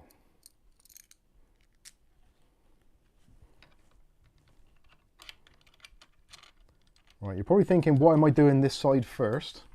There's a good reason for that, because when you undo the next part, there's a strong chance that the back plate's going to fall behind, which if you do this side first, then the tension actually keeps it in place, so it's easier for you to go ahead and mount it after. There we go, so now I can undo this one. Red AM4, blue Intel, says Lucky Man, thank you buddy. Well, this one actually, bizarrely, they've done grey for the Intel ones, and there's a fluted and a non-fluted, so I suppose that's going to be for the LJ 5 series, 5X, 1200, 1700, and then the 20XX stuff is going to be the other shape. Oh, why did I just... Why did I just do that? Earth. Right, so that didn't fall over, so I can place that on there. Pop that over.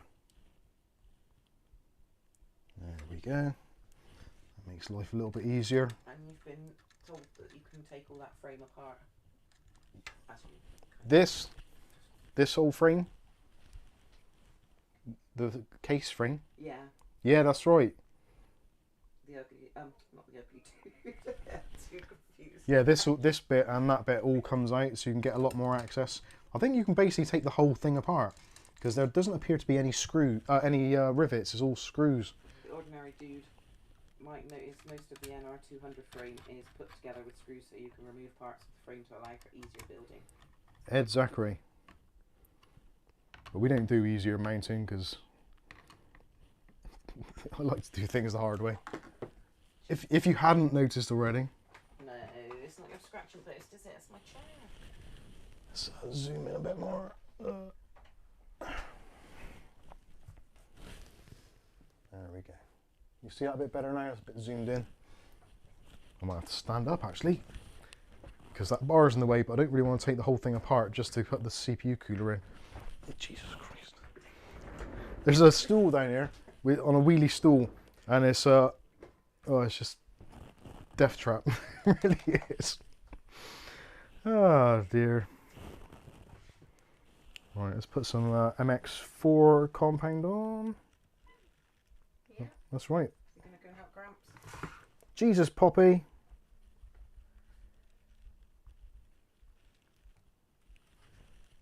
Is that enough? That looks like way too much. Where's my spreader? Poppy, get your head out. She's the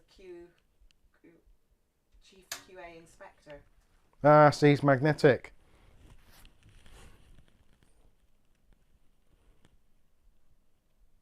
She's seen herself now on the screen. Oh, God.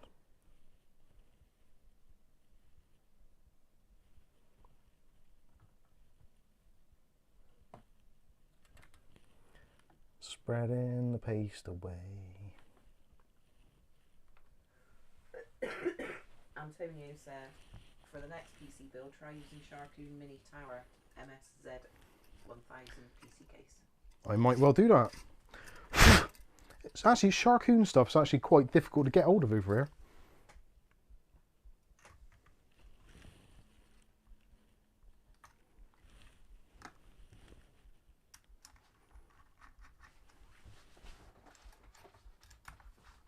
Be careful with these wires.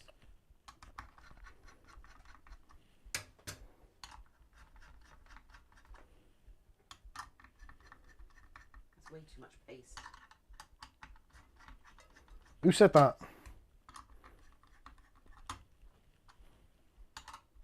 Stuart. And ZS said, sprinkle some cat hair in for good luck before you put the cooler on. Have I put that around the white? Yeah, that's right. So with this, it looks like it is actually designed to fit one way or the other, but it doesn't. It swoops back to give you the RAM clearance. So if you look actually from the top there, You can see the heat pipes. Actually, that's not a very good angle, is it? So you can see the heat pipes swoop backwards towards the rear. Glenn misses the Sharkoon case he bought off you. It doesn't look very level. It looks a bit pissed. Oh well. It'll be fine. Yeah, that was a nice little case, that was. What was that, the 220? No, the TG5? Can't remember which one it was now. I think a Kia Shadow had the 220. So you must have had the TG5 RGB. I think. Right, so we've got a couple of cables here, ARGB.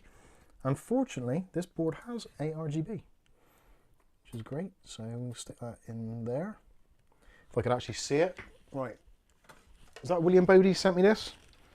William Bodie, did you send me the work light? Because if you did, He's been loving it this week. it has been absolutely mint. I've actually used it a couple of times this week.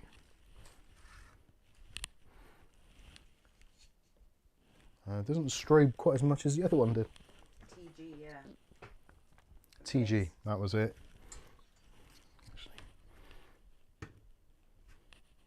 No, that's not metal. That is though. Antonio says it's very similar in size, but big difference is it fits radiators, unlike this case. Yeah, there's a max version of this case, which does the radiators.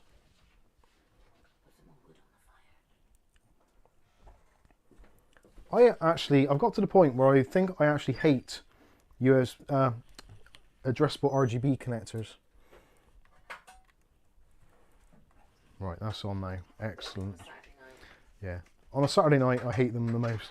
Actually, funny enough, today I put the new Thermaltake fans in my PC behind me because, well, when everything's going to shit, what's the thing you're going to do?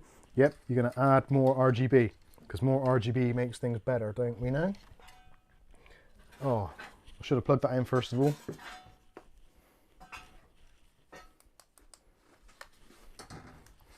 Because the fan header for the CPU is right in there. What a nose. I can't even see that. If someone comes to me and says, Mike, I really like this PC and I'd very much like to buy it off you, but can you change the fans? Or can you change anything? You'd be like, no. If you do, it's going to cost you a lot more. If I have to touch this thing again, I'd be very upset with you. I'll tell you what, for the money, this CPU cooler is the absolute dog's whatsits. Absolutely fantastic. I think this is the second or third I've had now. Which is ironic because you'd think I'd know how the cables go by now, but clearly not. And let's get that as low as possible. Stretch the cables back on the side and there we go. Bada bing, bada boom. And we are installed. So we can cable manage those in a little while. 3 more likes for 69. Come on, get your likes in. Let's have... No, it wasn't William that sent it. Was it not? Who sent me the work light then? Was that Bob? Must have been Bob. Ah! It's very bright, and then you've got a little doodad one on the ends When for... you said ARGB, the Underhill's Google Assistant turned on his telly. Excellent. Right, so we've got some cables to cable manage up here. But that can be done. Yeah, those will tidy away up quite nicely up there, I think. So yeah, that's good, and that spins, and actually got some really good RAM clearance there. So you can actually get a finger in there. Wow. There was a total eclipse now at your head. Thanks. Stuart. Who's that? Who sent the? Who's pinged you now? What is the most unreasonable request a customer has ever had? I don't know about unreasonable. Sometimes they just ask for things which just aren't possible, which you could argue is the same thing, but yeah, I don't know. I wouldn't say there isn't specifically anyone that's been particularly unreasonable, really. There used to be the ones back in the day when we used to do, like, around about 2000, when PCs were basically rubbish, and someone would come in and say, I want to build a video editing PC, but I want to be able to video edit in real time. You'd be like, dude, seriously, like, you're in the wrong century. It's not going to happen for at least, oh, sorry, wrong decade. It's not going to happen for at least another 10 years. And we were pretty right as well. Wasn't until really kind of 2010 where real-time video editing in like Adobe Premiere was actually a reality with a live timeline. Ugly Bob definitely sent that one for you. Ugly Bob, well done, Bob.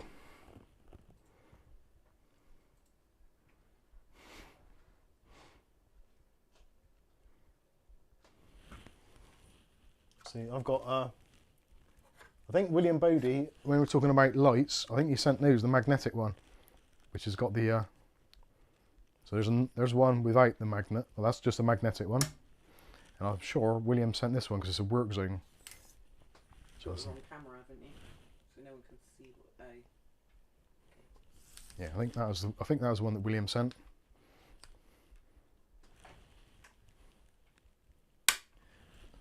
I hate to say it, and it sounds so disrespectful, but I do lose track of who sends what. So you have to forgive me that yeah. A lot of things happen on a daily basis, and it is quite hard for me to keep up with it all. You remember it all, don't you, Pops? Right, I think I'm done with the CPU cooler, and that looks alright. So, I need to do something with this graphics card. Unreasonable would be someone wanting a 4090 and pairs it with a 500 watt PSU. Yeah. Oh, where's the cable ties gone now? And William said, yeah, he did send it. Bless you. Oh. Head torch? Head torch. Question mark. Um. You lost where you put it. Yeah, I have no idea where the head torch is. It's here somewhere. Actually, no, I know. I took it to work. What, you work now? Where you work? Yeah, my work now. I took it down to Motor Parts because I was putting it on my head when I was doing car bulbs because you could see inside the bonnet a lot easier. What, are they nicking it? Well, no, I left it there because I didn't want to look like a twat all day long with this thing wrapped around my head. Right, so I need to cable manage this cable at the bottom. Although, do I? Do I really? Because I could just put the graphics card in there, I think. That might be alright. William said, yes. Sorry to tell you this, but you've got old stroke mail.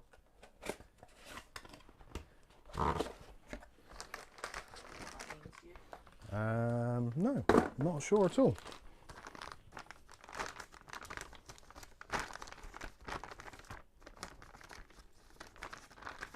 You've got old mail. I am old mail.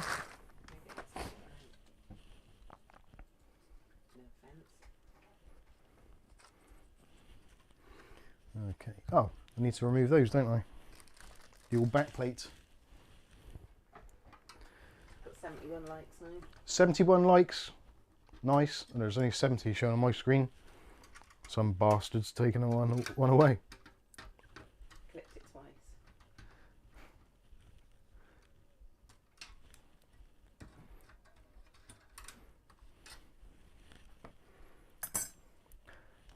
Yeah, I'm still not entirely 100% convinced I like this little computer. Right, actually, is there anything else I need to plug in before I go too much further? Because that would be disastrous. Oh, I know what I could do. Whilst we're in the location. Oh, there's cable ties in there. Antonio says this case would be better if PSU would be on the front and not on the back of the case. Then maybe 240mm radiator would fit on top. It's not designed for a radiator on the top, unfortunately. That is the whole kind of the shtick about it. Is they specifically designed the Max version to be the one that has the radiator attachment. And actually, the Max version comes with a radiator included, along with a 750 watt SFX power supply. Right, I'm going to put those cables underneath there. because when we put the graphics card in, I'm not going to be able to access that anymore.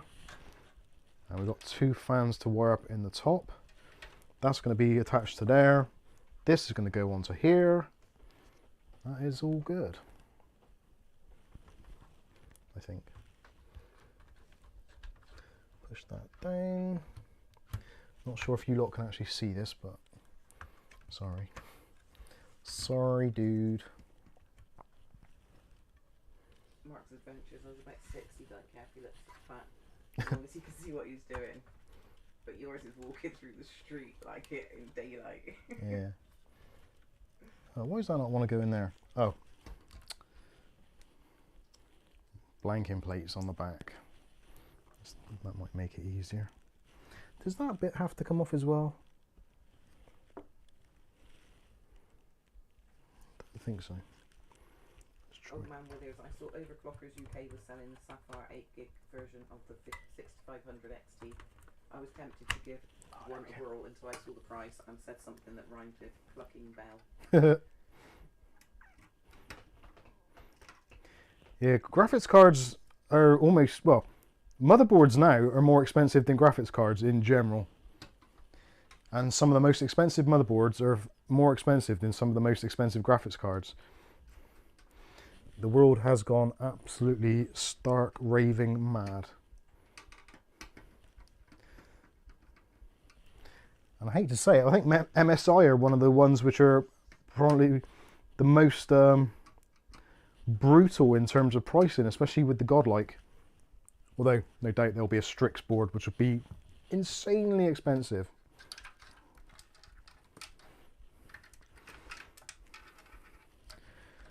Right, those go under there, and that goes in here. That's not going to look overly pretty there, is it? Oh well. It can't be always good looking, can it? Nobody said that as Lucky Man's comment came in with slap, because I think it's because you keep putting your head right under the camera. There you go, that looks much better already. We'll just get a little bit of a glow from my head. Oh, for God's sake. You don't know anything about Linux, do you? Sorry? You don't know anything about Linux? The only thing I know about Linux is that I don't use it. And I don't think I'm likely to. Although, saying that, if Windows carries on getting as worse, then the argument for it is getting stronger and stronger. So you couldn't answer, anyone in there use Linux, and if so, could I play my games on it, or would I need Linux specific versions of the games? I think in terms of Linux, you can use an emulator. So there's like a thing called Wine, I think it used to be, which is basically Windows that runs on top of Linux. But because it's like a virtualized machine, you need a pretty decently powerful PC to do it. So you're not ruling yourself out of the game altogether. And as it stands at the moment, because the Steam Deck is effectively a Linux machine, there is like a concerted effort to try and get more and more Linux titles to work. More and more game titles to work natively under Linux. We're not quite there yet, but I think as time goes on it will get better. Although saying that, I've been saying that since probably early 2000s, and it still hasn't happened. But I guess it's like anything, it's going to take time and it needs a user group. If there's a user group for it, then it will happen. But if there isn't a user group for it, it's pointless programmers and designers and what have you spending their time trying to design something which no one really wants. If you own a Chromebook, you actually have Linux. Yeah. And O'Reilly said yes, you can play games on Linux. Not everything works perfectly in Wine.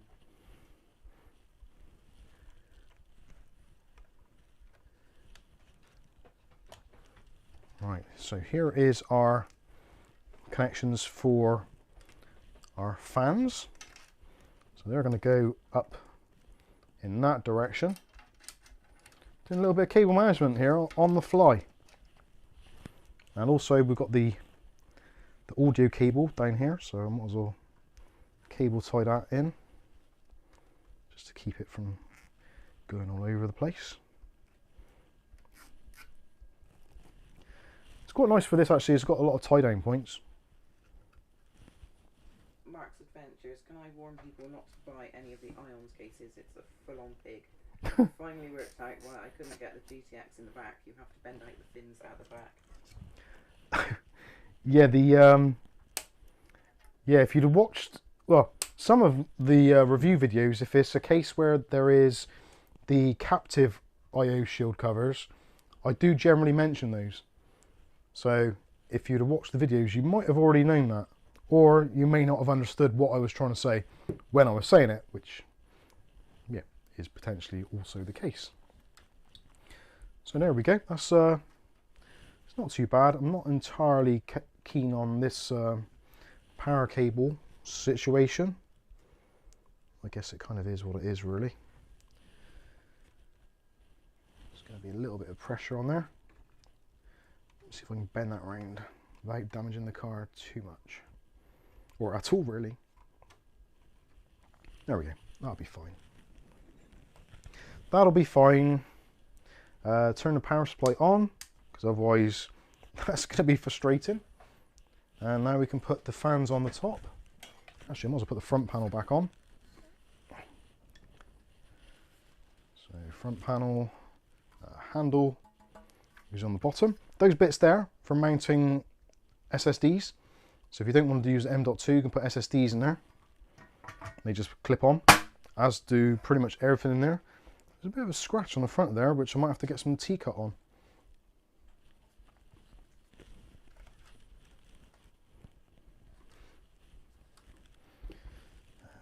Right. So the fans are already kind of pre-installed. These are actually quite cool because they just pop in. Again, like most of the things on this case, designed to be tool-free. So you just push the pins down through. They all kind of lock into place. I would have kind of liked to put some RGB fans in here, just to break it up a little bit, but I think they'll be okay. I'll pass those cables through the back. Try and get them out of the way. Ooh. Now that doesn't want to go down. Why don't that want to go down? It does. Yeah, so that is why. Wow, that is close. That is like a fraction away from the cooler. It actually might be a good thing because that'll draw heat straight out the top.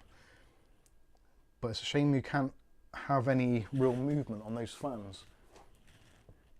They are kind of stuck where they are. But that is super, super close. I don't think I could even fit a phone down behind in there. No. That is very, very tight. Tight like a tiger. Anyway. Stuart says that case is no longer available for 50 quid. Is it not? Ugh. It's Stuart, and did he go to Box?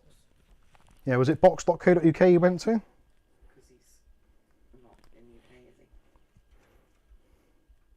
Oh, of course, yeah. Right, so those cables, I'm going to probably, I think, cable manage up to there. And keep them all tucked in there. Because there's not a great deal of room there.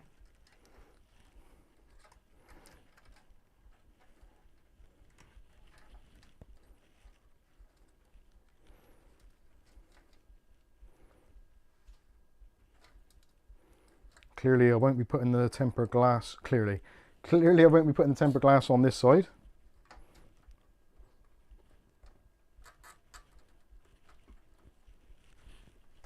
Nice. Does anybody want to buy a PC? Turn the cooler 90 degrees. You can, unfortunately, on here. If it was an Intel setup, you probably could do, but it's not an Intel. So with AM4, there's only a certain amount of options you can use for the mounting, unfortunately.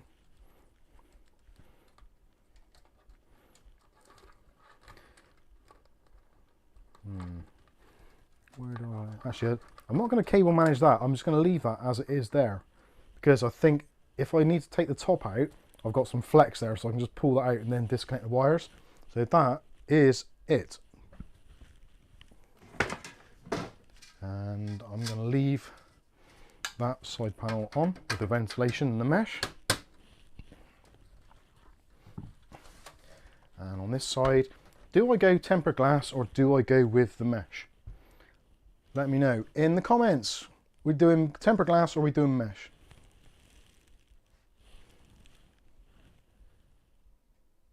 What do you think? Tempered glass or mesh? I think mesh, personally. That case it's meshed up. Meshed up. Oh, wrong way round. Nice. Nice. Still, I suppose because we got a pretty decent saving on the case itself, should be able to sell this at a pretty decent price. You've got glass, you've got mesh. Looks a little hot thing. Mesh, glass. Thinking under here, go a bit of cardboard. Stick a bit of cardboard on, it'll be fine. Right, Maisie, look after the box. And that one. And that one. And the CPU box. Actually, this will be really nice. When I get to sell this finally, it will clear up a lot of room for us. That's quite a few boxes. I think that's what takes up the most room here, boxes. Boxes bloody everywhere. Empty boxes. Yeah, empty boxes. And cabinets. And you've got to keep empty boxes, haven't you? Because when you sell your stuff, you can't just not give boxes. Try the glass to see how it looks. I think we're going to try both anyway. ITX, you go mesh. I think mesh is probably going to be the way forward. Oh god, there's another lot of boxy bits there. Boxy bingo. Right, I'm going to just chuck all that in there. Let's go back to them. What we do here is go back.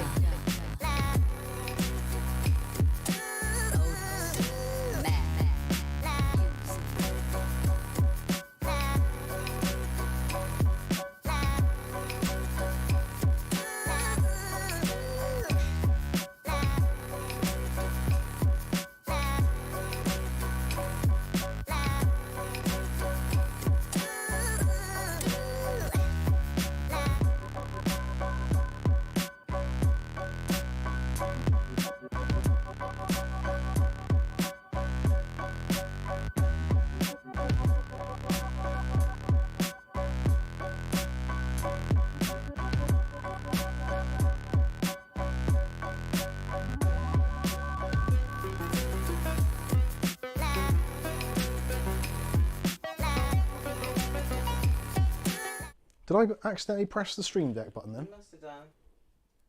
Poor old Poppy. Did I? She gets blamed for everything. I didn't remember pressing that. I must have nudged it with me stubs. What were you saying? Yeah, most people when they buy a PC from us, it's generally for a present or a gift. So they like to wrap things up. Well, in general.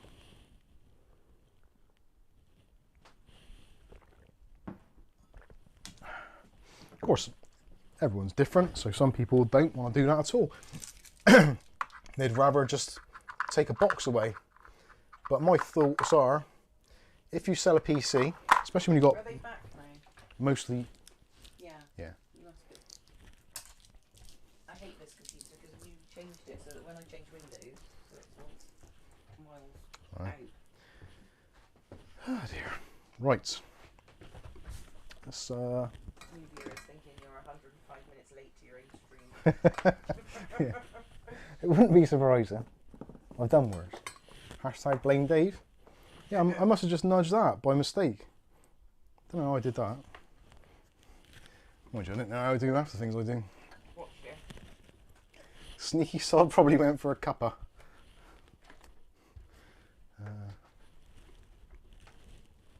That didn't make a noise.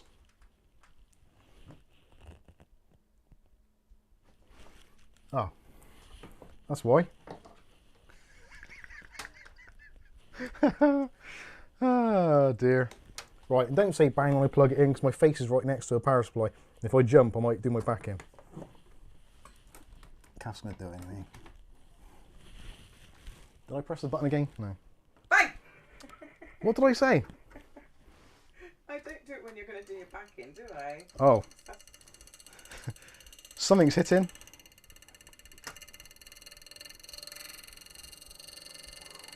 Now you've got to drop your beer over it, haven't you? That way you turn it off quickly. Yeah.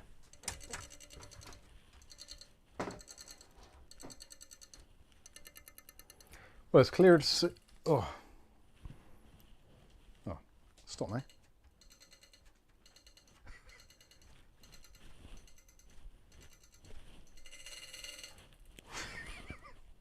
Oh dear. Bang. Hashtag blame Asus. Oh no, that's definitely hashtag blame me. That is the RGB cable, I think.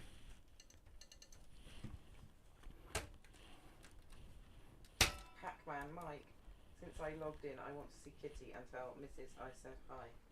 Hello. So that must be.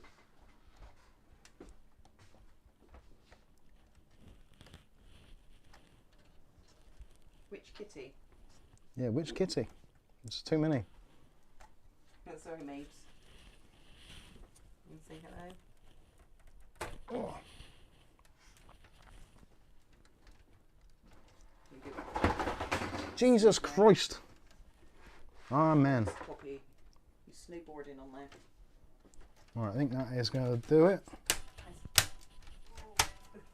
There we go. Oh, you messed your bed up. A little bit of modification and the job's a good one. And there's the super chat from Michael T. And there's the not the last. With 10 Australian dollars. Says, I have the NR200 non-P. It's a glorious case for ITX builds. Hi, Kath, Mike, and Mubbers. How you doing? Why did the thing not work? Did the light work, or did I just not notice it? Poppy, come on, get up. I need that. She likes the airflow. Jesus. Do you want airflow around your butthole? It works. Oh, delayed tactics. There we go. It's kicked in. And wow, look at the RAM. That's doing some really funky stuff.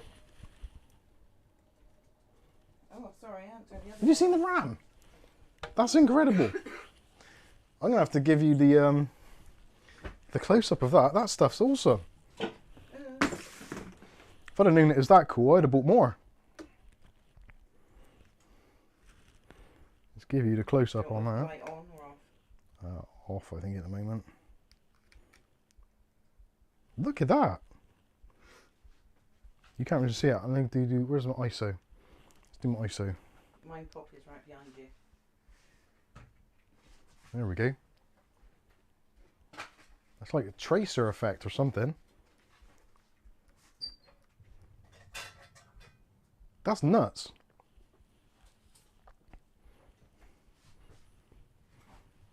Although bizarrely, the other addressable RGB aspect of it is basically just doing yellow. No doubt a BIOS setting. But that looks awesome.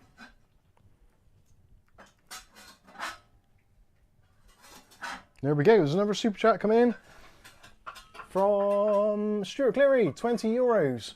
Says, for the soundest guy on YouTube and gal. That's you, Kath. Oh, Or Poppy. Poppy. Amazing. I'll tell you what, this thing's actually really quiet. The fans are spinning. Thank you, much appreciated. How do I do my camera setup? There we go. I think that's it. Is that too high? It looks like that image is cropped. Oh. Righty. Right. Can I have the lights on, please? Both? One will do, I think. And right, so with the side panel on, is there still a bit of an RGB effect going on? How much smaller is that than the Game Max Spark? It's about the same. The Game Max Spark is probably a little bit taller. Personally, I think if I was going to do it all over again, I'd use the Game Max Spark. But then this is more of an ITX thing. Yeah, I think the Spark would probably be preferable. You've got a lot more flexibility with the Spark as well, because you can put a micro ATX board in there, and you can pick up micro ATX boards for basically next to nothing. Whereas this ITX board, even though it is like a real entry level board, it was still best part of 100 quid, like £93 reduced. So the you still do have to pay a little bit towards that ITX tax. And you could have done this in a lot smaller. I could have put it into something like the InWin, the Chopin Pro, but then you lose the option of graphics cards, which for some people is going to be, yeah, a little bit of a thing. Let's try the, so that's going to block. Let's take the mesh out.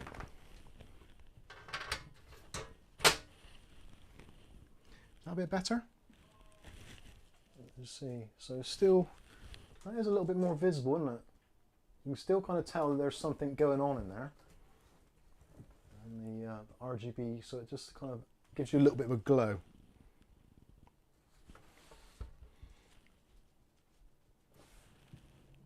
It's really quiet.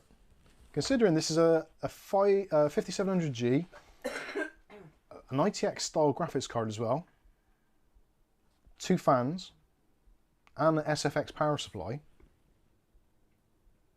You can hear a little bit of wind rush coming through the top, I think. I can't turn. Is it this one? No, it's that one.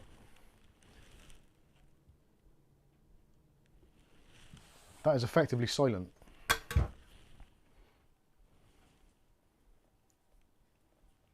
And I do like the little Coolermaster LED on the top. So that doubles up as a hard drive LED as well. Michael says, as an ITX builder since Intel 4th Gen, ITX tax for me is worth it, and it's a great space saver. It is a space saver for those of you living in smaller accommodation.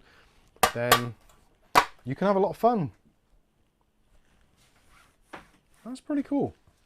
Right, I better plug in a monitor and see what is actually going on in this. What do you think of it, Poppy? That RAM is on fire. It is. That RAM is awesome. The tracer effect actually is very cool. Not sure if you, can you still see it? No, because it's on the wrong freaking camera. Michael says, I fit a Ryzen 5900X with RTX 3080 Ti in my NR200. Wow. Don't forget to install AMD Radeon drivers. Yes. I got a feeling the board I've just put in there, actually, let's have a feel around. What have we got here? That is, ooh, what do you know? It's a portable, foldable monitor. Which is still on offer. Which is still on offer from Wimaxit. Yeah, I think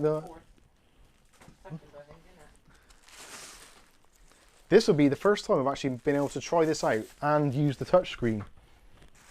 Because I was just thinking, oh, I need another keyboard and mouse to plug into now, but I don't, do I? You need a Mike's Unboxing pen to do the No, I think I'll be all right. Yeah, it's true. Have I got USB Type-C on this computer? I bet I haven't.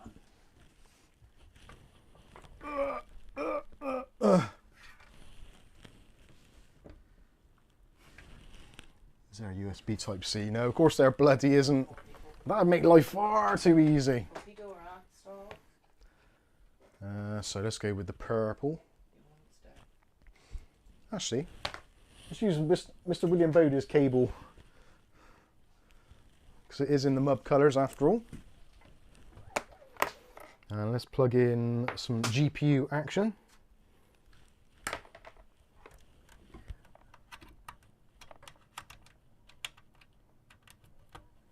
GPU connected, affirmative. I'm getting too old for this. Yeah, until tomorrow, that offer. The Bronc 9 says, why use an APU and a graphics card? Well, there are various reasons. One, you can use both at the same time, which is actually quite cool. So if you want multiple monitors on HDMI, you can do. Maybe one for your Discord feed or something. Thank you, Bob. Yeah, it gives you flexibility. And also, obviously, if something goes wrong, then you can just plug in or unplug the graphics card. And also the 5700G, I picked it up quite cheaply from a viewer.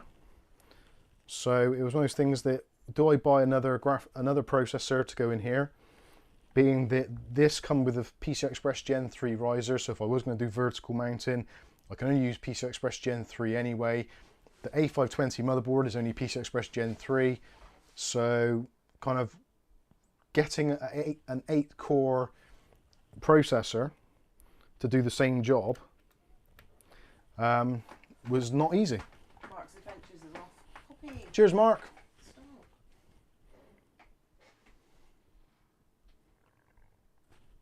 No signal. Shame Who'd have thought? the monitor doesn't fit as a PC side door. It's not far off. You're naughty. Do you want to go out? Right, let's do a... is it actually on? I suppose because I didn't plug this in to begin with, it's probably got upset. So it's going to be... whatever's going to be in the BIOS. Let's fire them up and see what happens. How close in size is that monitor and side panel? It's not far off. You could probably mount this on the inside of the tempered glass, but then you'd lose out on the touchscreen ability of it. But you could have that on your desk as just the monitor. Oh look, 5700G. This is what I actually installed. Ooh. App Center, Gigabyte utilities. Is that a Gigabyte board? Wow, they're all doing it now. Yeah, that's working. Oh, this is amazing. Touchscreen technology. So I must have installed this already at some point. Right, let's plug in the LAN. Is it valid to buy a K variant CPU with a B760 board that doesn't allow overclocking? Well, yeah, I did a video on that actually, because I've got a 13900K on a B760, and really it's a stupid idea. Yeah, it's fine. It's fine because the K series processors over their standard non-K or F parts generally have a higher clock anyway. So regardless of overclocking, straight out the door, they're going to be a little bit faster on any board. So yeah, if you don't want, it's probably worthwhile going for a B790 if you can. Sorry, Z790 if you can. At the moment, in terms of MSI, you've got the B760 Tomahawk, which I've got, and then you've got the Z790-A Pro, and at the moment there's about £40 between them. So if you are kind of going down that route, you might be better off going with that series anyway. Epic Gaming. I didn't press anything, did I? No. Oh, super! Welcome to supporter for the Bronc 9. Sorry, bad eyes. Welcome and thank you for helping to support the channel. That is awesome.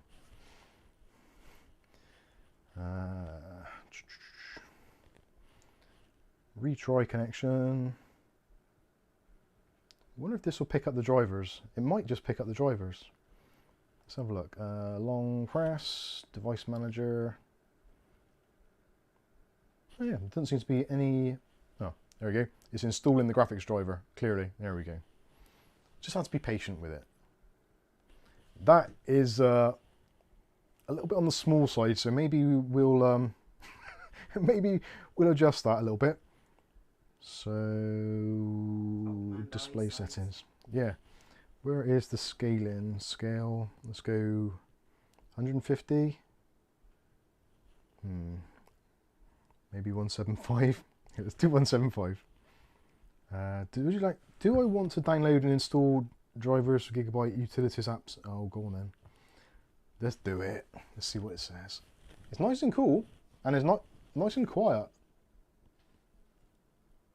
MZQNZ asks, can I have that PC?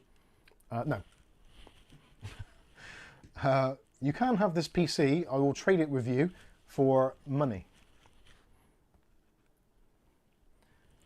I have read in it. No, I haven't read or anything, but I'll click on accept anyway, because what the hell? What could possibly go wrong? This is awesome. I like this touchscreen. I hate it in reviews when I get stuff and I say, oh yeah, this is really cool. But this is actually genuinely cool. I don't know whether I'd pay 150 quid for it, personally. But for the times that I have to use it, like now, it is actually like really helpful. And you could run that plug sockets. Yeah. And room. What's going on here? Security at a glance. Device security. Go to settings. Page not available. Brilliant. Device security. Go to settings. The page. Oh, I know what it is because I had security settings which aren't compatible. It will try to stitch you up with Norton. Oh yeah, that's true. Yeah, that is very true. They will try and do that. They will try and stitch. All manufacturers now, MSI, Asus, Gigabyte. I'm not even sure about ASRock actually, but they all seem to be wanting to install Norton 360 as part of their suite of programs, which is absolute, well, pointless.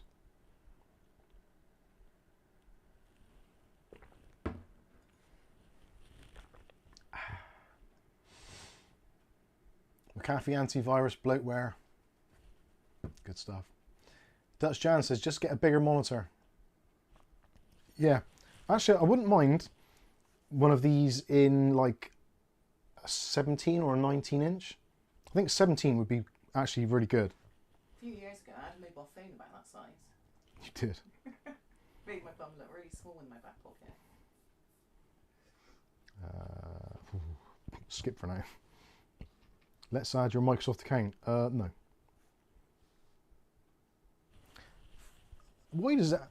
Right, let's do the old. Oh, it's not going to. That's something that doesn't happen. You don't get the on-screen keyboard come up, do you? So let's. Thomas wants to know why you can't chat in stream at the moment. Thomas? No reason, is there? No. Let me look. Kath's going to have a look now. Don't know what I'm doing though. It is on. You've got to be. I think you've got to be a No, you've got to be a subscriber, which you are anyway. So it should be fine. Right, let's put in our username and password. So our Microsoft account is no. Oh, do I turn it on? Why is that not working? Hello, McFly.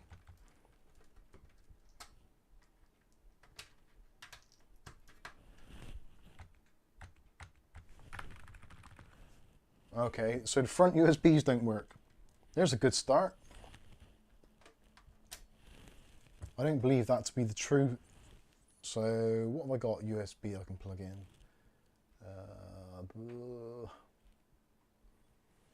Flash drive.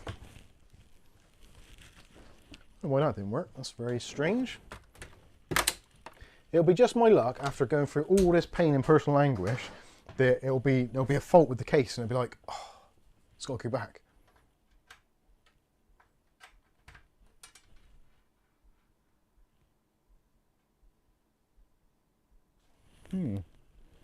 Now, one of many things could have happened here. Potentially, I could have knocked out the USB connection on the motherboard, but I don't think I did. Well, that is definitely plugged in, and that definitely doesn't work.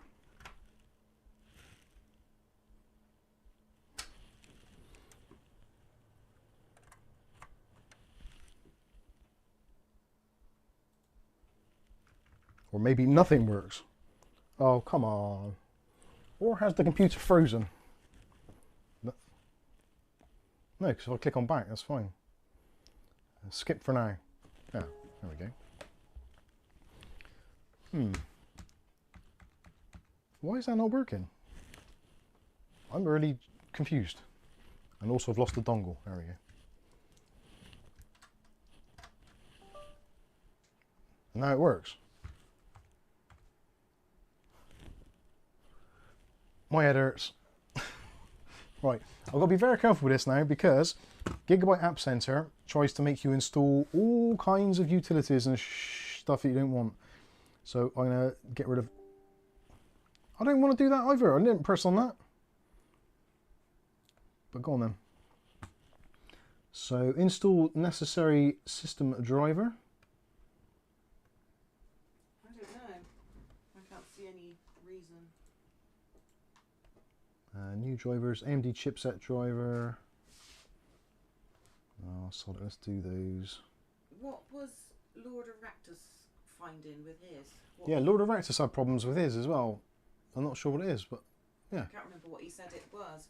Was it because you had to do it from a browser rather than, or was it you had to use the YouTube app? Yeah, it might be you got to use the YouTube app if you're not in the YouTube app. If you're not using Chrome as a browser, or you're not using the YouTube app, you might not be able to comment. Civ, I want Civ. And I want RGB Fusion.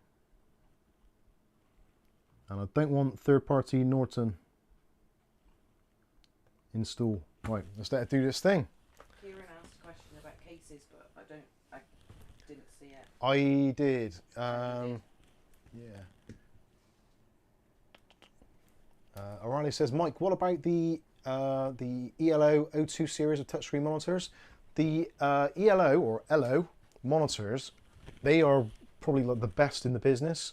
They've been the ones that they generally use. So if you go to somewhere and there's like one of those custom cabinets that you can interact with, or maybe you go to maybe your doctor's surgery or Co-op, Tesco's, whatever, and you've got any of those like signs that you can interact with, the touch screens on those generally are all made by Elo, and they use the same, they use a really like reliable driver, which has been around since like the early 80s. They're absolutely brilliant. Velocity wants to know, is the winner of the power supply been announced? Yes, the power supply is yes, been won by Chris F. I'm not sure if he's in the chat at the moment, but he has been in there. Michael T says, stress moments, Mike's losing his hair again. There's not much more I can lose unless I lose it off my back. Or ears. Or ears, or nose. Any of those orifices would be great. Riley says, all my PCs do well and behave, usually only die because of age. Makes sense? Stuart Cleary says, I paid top dollar for my 5800 X3D and 3080 Ti months ago. Still haven't installed them because too busy at work. But it'll be nice for that one day or that time when you actually get a bit of downtime. You can just plod on and do it. And you'll be like, oh yeah. The longer it takes, or the longer you go, it'll be better.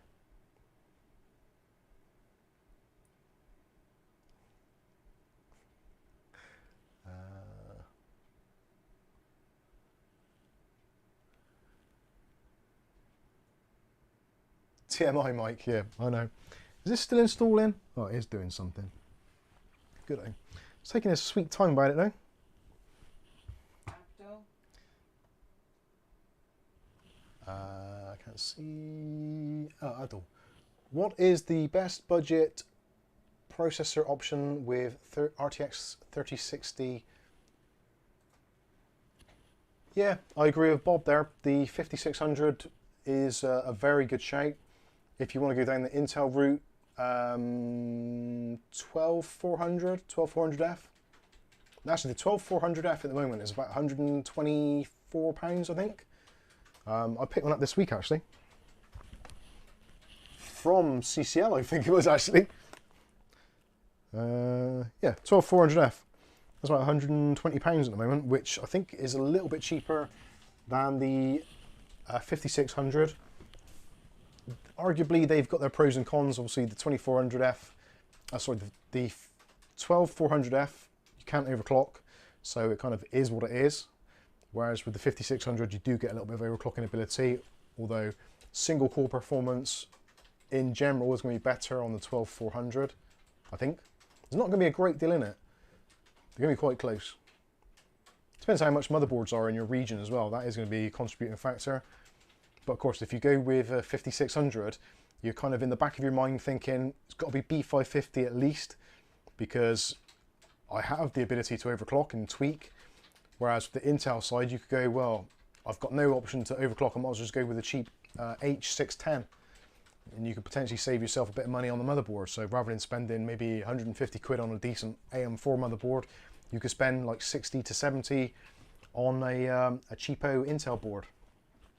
And then put that money towards a better processor, possibly. I don't know. Swings and roundabouts, really is.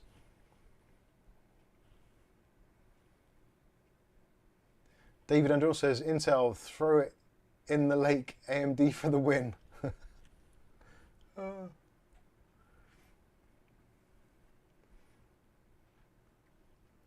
Name89 says, is it worth upgrading in 2023 or should we wait for more Meteor Lake info? I don't think there's ever going to be a great time to upgrade, especially now. There does seem to be all these varying things which kind of come along and kick you in the ass. There's so many variables. At the moment, storage is cheap as chips. Cases are starting to get better. Graphics cards are a little better, not great. Processors are pretty good. Motherboards are crap. Power supplies are getting more expensive. So there's always going to be something in the market which there's too much of and they're trying to reduce, and there's always going to be a shortage of other things. There's very rarely do we get that perfect storm where motherboards are super cheap, power supplies are cheap, cases are cheap. I think the last time we probably had that was probably 2017, 2018. Clearly 2019, most of that was a pretty good. Obviously the end of 2019 was somewhat of a bit of a crapshoot for a lot of people around the world, and I don't think we've really recovered from that, at least not yet. It will take a long time. The economy is basically screwed, and things like shipping prices, because of all what happened, all of that is going to take a long time to kind of equalize out, if it ever does. It might not, because there's going to be a lot of companies that are kind of used to making a lot of money on what they do. So if they can continue doing that and stretching prices out, then they will. You have successfully updated your computer. Woo! That's what we wanted to hear. So let's go into App Center. Oh, can we do that from there? We've got to restart yet. RGB Fusion, that's the most important one. We can change fan speeds later. RGB is the most important, clearly. Let's see what we can do here. Michael T says end of 2019 was a, yep, one of those. Not much better now, to be fair. Oh, screen resolution is too... because I've got the scaling set so high, it won't show me the screen. Butt heads. Maybe I should change it. That is a bit big, actually.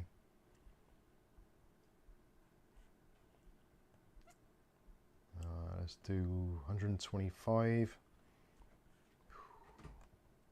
There we go. Yay!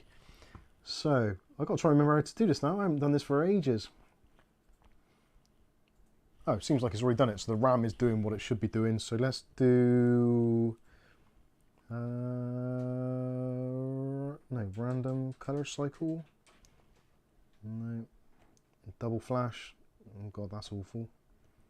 Pulse. No. Where's just the normal RGB puke? Come on.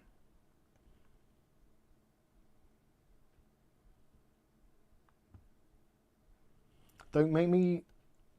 Oh. That's just something I don't like about RGB Fusion. You've got to go in and do like stupid things to it all the time. All I want is rainbow puke. It shouldn't be that hard. Where is bloody rainbow puke? Sync mode. Color cycle, no. Why is there not a unicorn puke mode?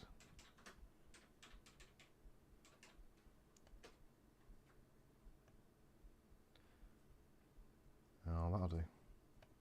Right, it's RGBing itself anyway. There we go, you can see it now. Let's put that on top. See, that would actually be a pretty cool setup, obviously ignoring the wires, just having that on top of maybe in the corner of a room somewhere. As a server, possibly. Can I? Can you?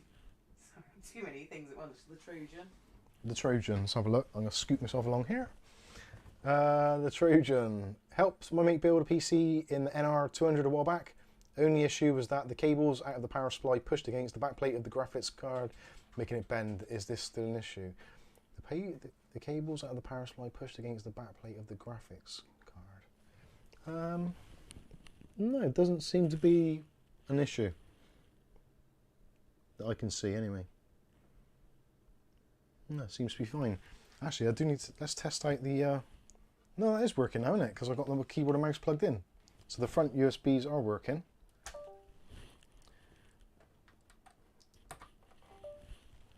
Ah, I bet what it was installing AMD chipset drivers in the background while I was trying to do that. And because when you update chipset drivers, it normally uninstalls the original ones. So it probably deleted the USB stack and then reinstalled it. So I thought the ports weren't working, but they are clearly working because plugged in, it works. Praise baby Jeebus. Right, let's do a Cinebench for the crack.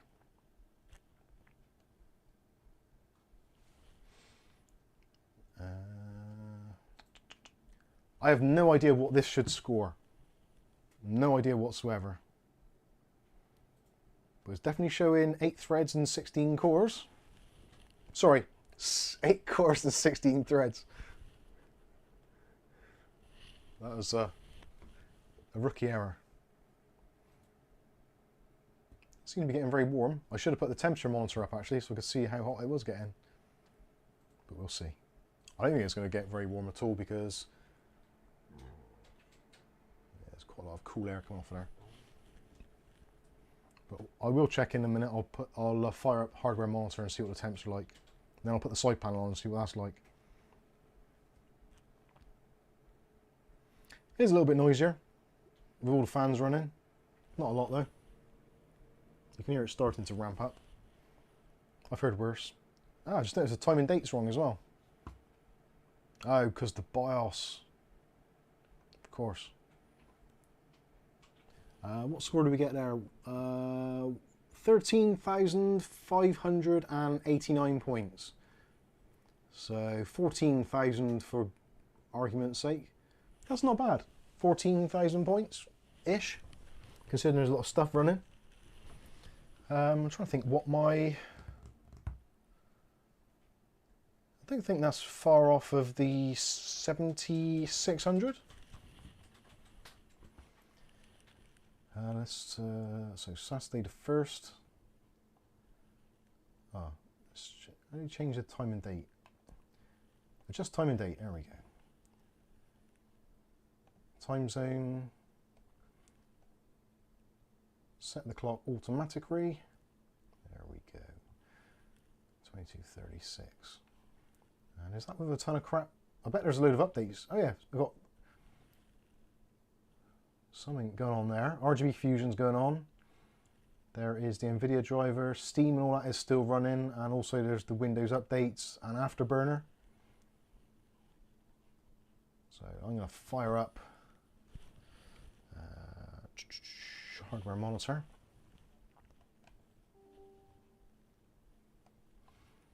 Because I really want to see those temperatures. We haven't done any tuning or anything at all yet. Literally, this is just fresh out of the box. Well, fresh, the motherboard is anyway. And what are we idling at the moment? So package temperature at the moment is 35 degrees. 34 so it is dropping. And the package wattage at the moment is about 6 watts. So that is extremely efficient. And what the graphics card is using, if I could see it, graphics card. The GPU graphics card is currently 9 watts, 8.5 watts idle. So that's less than 20 watts in general. And I imagine if I turned off the RGB, that would be even better. So that is very low power consumption. Let's see what this will clock up to. We're down to 31 degrees now.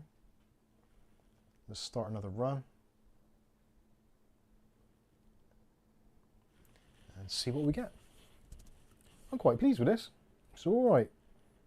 I consider it's only running on a 450 watt power supply, which is a gold power supply, but still.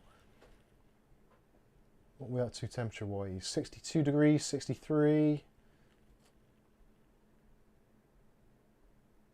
64 degrees.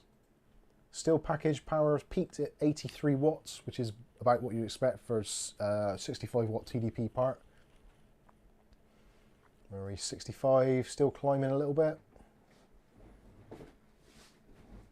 Not too sure where it will equalise. I'm guessing it'll be somewhere around the 70 degrees mark eventually.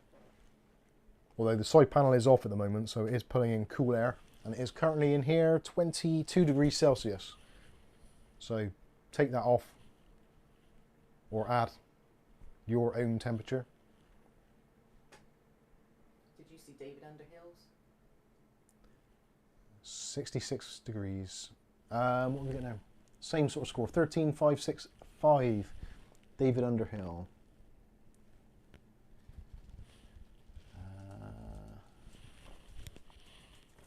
I can't see, I'm going to have to put this screen down. David Underhill, David Underhill. I can't see a thing. Did you install? David, did you install the AMD software, Adrenaline Edition software you need if you want a... I don't think I've installed that yet. I think it's automatically installed itself anyway. Let's have a look. Loner says hi. Hey Loner! Device Manager. Thanos says nearly 100k. Yeah, it's mad, isn't it? Right, no, the looking on there, Device Manager, so the AMD APU is currently disabled in the BIOS. There is a setting you can go in the BIOS to tell it to actually enable the two, so you can run both at the same time. Weirdly, the AM5 system enables it as a default. Maybe that's why it's buggy as all hell. You never know. Gavok, is that Gavok?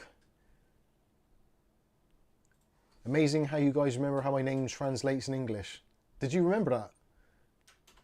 I didn't. Did you, Kath? What, Thanos? Yeah. Oh, Thanos, of course. Yeah, sorry, well done.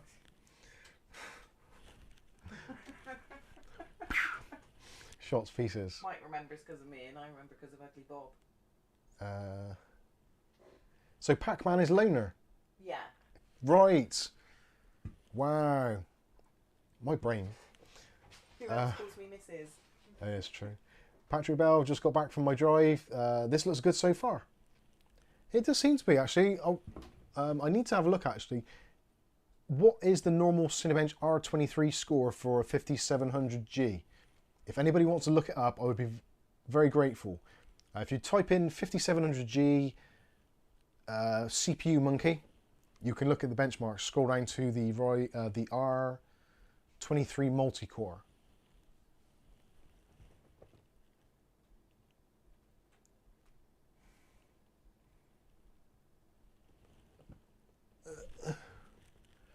David Under says, my Discord name is Grumpy Guts. Well done. Nice name. Ah. Just joined. Anyway, I think that looks right. I'm reasonably pleased with this. Everything's relative, of course. And I'm going to put the tempered glass side panel on just to see what it looks like. So do excuse me a moment. I have to kick the cat. Dom's got in. Hey Dom. There was nothing I did, I'm afraid. Oh. Sorry. Maisie, here. You can go back up now. Ah, dear. Hopefully this year, wouldn't it be nice to have our loft conversion done and actually have some working room? Patrick said I can check my 57G if you want to wait a minute. Cool. Happy days, Patrick. Well done.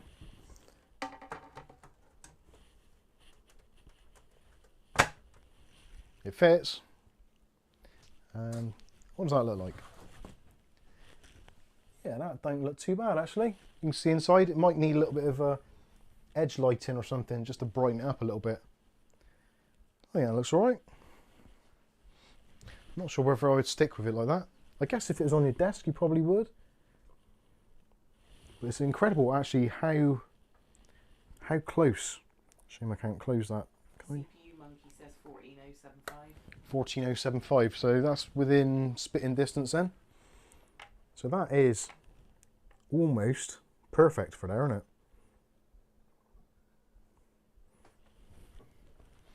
Don't think I would though. I'm not insane. I've got a feeling, I expect Windows updates are running. Windows updates. Oh no, it's not. It's checking for updates now. Should have done that. That was, oh, let's install those. Right, excuse me a moment. I'm gonna leave the screen on there a minute so you can have a look at that. But I am absolutely busting for a pee, so I'm gonna have a pee. James is in. Very. Hello, James. Your microphone off. No. Oh yeah. You've taken it off. No.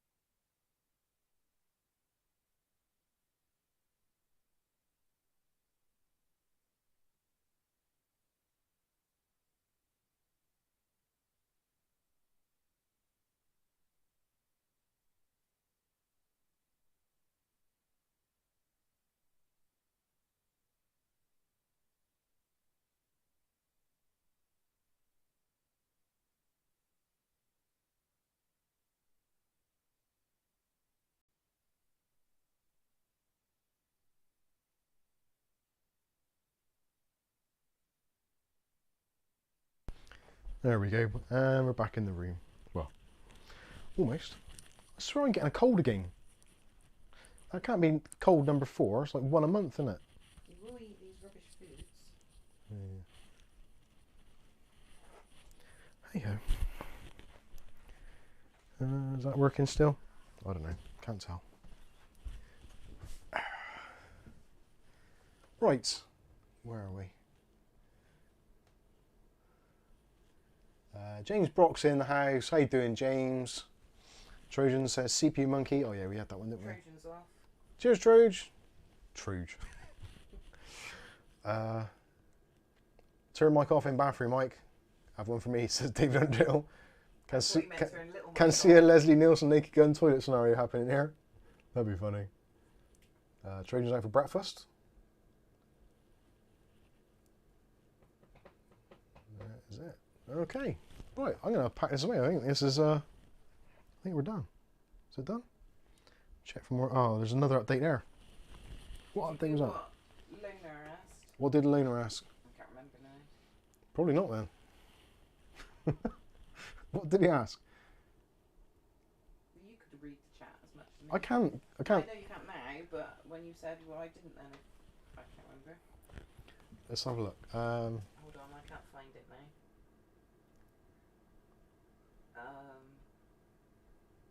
Time Spy. I like that test. Oh, Time Spy. Yeah, I could do that. Mookie says, I wonder if you've got a small camera, if you could display live inside the case on the monitor and attach the monitor to the side of the case. Oh yeah, so I mean, yeah, so yeah. Have the inside, have a camera there with a wide enough lens so that you would see on the screen exactly what is inside the PC.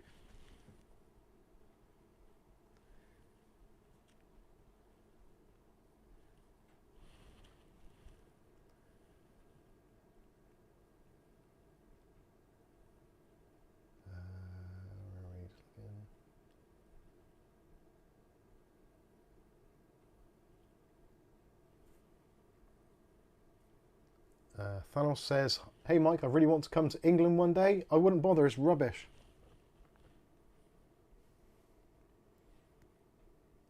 Volume seem low, anyone else? It could possibly be. See what my microphone's doing. Well, it could be because where I've got it positioned. I've got my my hoodie on as well. What's my levels on here? So that is it, level 6. And what am I on here? External lav mic is pretty much where it should be normally. But if it's a little bit low, I don't mind.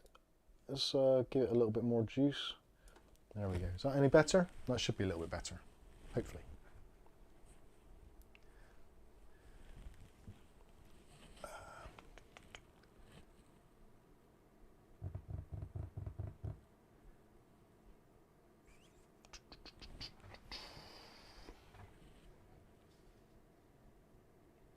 Bronk9 says, Patrick Bell, need to upgrade my 2200G. Would you recommend the 5700G? Well, that is actually, weirdly, that is exactly what I've gone from in my previous setup, my ITX setup. I went from a 2200G, I went to a 5600G at one point, sold that, then got the 5700G, found out that it was way too hot for the tiny little ITX case that it was in, and then got this, and then thought, oh, 5700G, perfect, ITX, let's go. Michael T says, sound is perfect for Mike. Thank you. Rick H says, sounds good.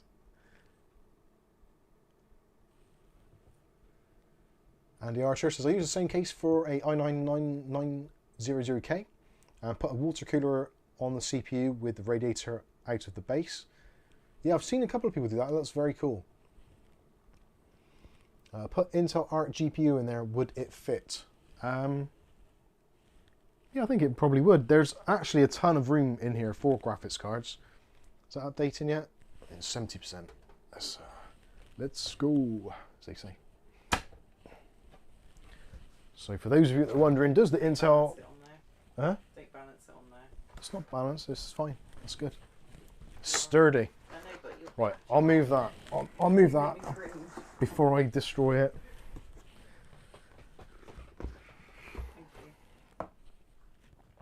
Ta-da! Oh, has this got any RGB on it? I don't think it has. If it hasn't, I'm going to be a little upset. I thought it did, but anyway. So yeah, that'll fit in there easy. Easy peasy lemon squeezy. It actually would fill it out quite well. Although, potentially, cable management with the power supply, you might want to put the power supply at the front. But yeah. In terms of actual space available, if you don't mind doing the cable management, you should be fine. That is a well-built card, I have to say. Considering the reasonable amount of graphics cards I handle, this actually feels like proper stonky. That's a word. Bit strange that it's not in an anti-static bag though. Usually, yeah, we describe the cat's legs. Yeah, the cat's legs are stonky. Right, restart now. I just thought actually I haven't installed XMP or anything, have I? Let's rectify that. Let's have a look in the BIOS. The BIOS, as they say. I've got something in my eye, which is foreign. Oh, I did yesterday, didn't Kath got a spark in her eye off the fire, our wood burner. She opened it up because she's a dipshit. Completely unprotected, no personal protective equipment. And a spark come off and went in her eyeball. Big old chunk of like charcoal stuck in her eye bags. She ain't got big eye bags, but that was a big old bit of charcoal. It was like if I cut off one of these cable ties and just chopped off a bit of the end. It was kind of like that. It's like, wow. I didn't make a fuss, did I? Kath made no fuss, just went in front of the mirror, fingernails, whoop, scoop it out. I'll be like, ah, I'm blind. You let the cat out, I've got a spark Oh, in my shit. eye. Yeah.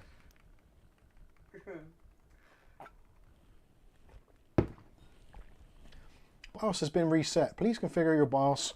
Set up items if needed. Was it an open box CCL? For... From not having the bag? No. It was from Amazon.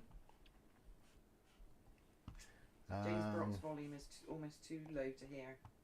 There's something wrong with your computer, James Brock. Everyone else is A-OK. Don't know what to say. I'm very sorry. Can't turn it up much more.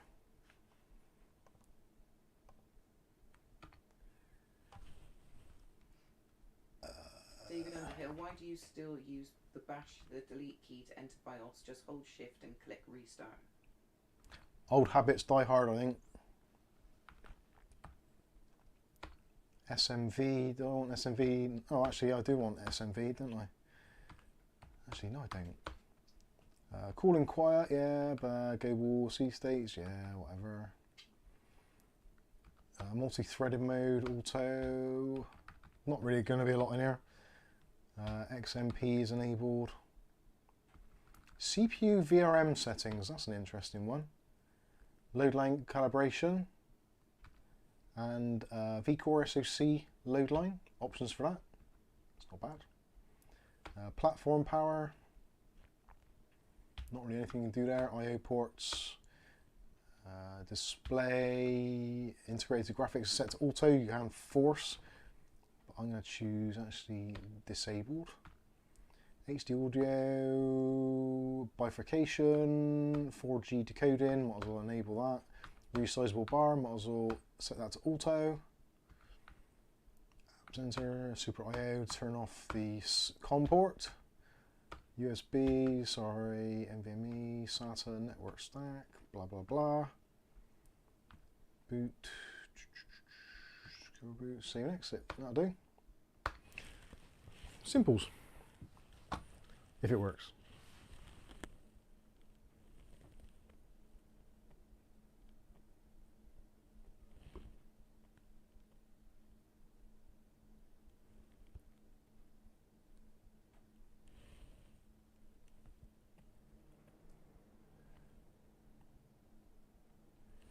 There's something about hitting the delete key as well, like repeatedly doing it. It's quite a rhythmic thing, isn't it?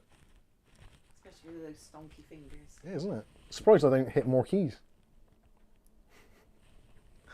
That was Angel. Angel did that when she's little on my Microsoft Internet keyboard. She sat on my desk. She's only little, about that high, like on her knees, bent. She on my keyboard. It's like, yep, you will be a technician one day. And she is, but a dental technician. Yeah. So that didn't work out as planned. Right. I know Cinebench is not a memory intensive, or doesn't really care about memory, but I'm going to run Cinebench. Just wait for the rest of the programs to start up if they haven't already. I think they have. Let's close that. Close that. Exit Steam. Exit that. What else is running? Epic. Come on, close down. Gosh darn it.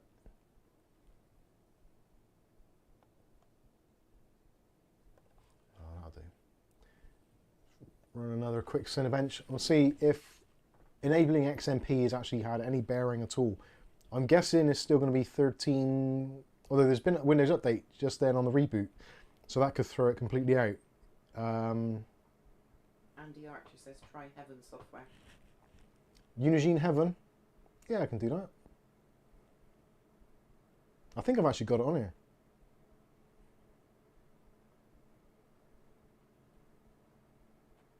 We need to punish the 1650 Super. I think I've done a video on it already. Possibly.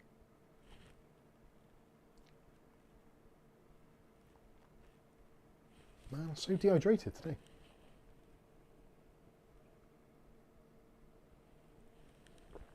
Which GPU in use at the minute, APU or GPU? GPU. What are we going to get? Do you have a cup of tea? I'm right, I think. Oh. So turning on XMP actually has given us about another 200 odd points. So we've got 13720. So pretty happy with that. That is kind of within spec of where we should be. see if I've got... Did I install Unigine Heaven? I'm sure I would have done.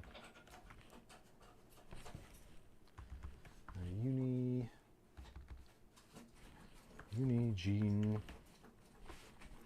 God damn it. Why does this not work? Right, all apps. Did I install Unigine Heaven? No. How could I have not installed Unigine Heaven? Wasn't Eugene that one that was on Gladiators? Might have been. Let's go to... I'm going to do a time spy. I'm not sure if I've got to log into Steam or not. Hopefully not.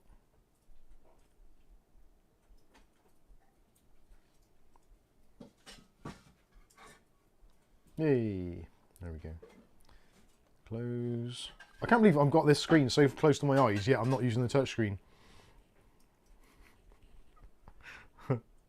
Oh dear.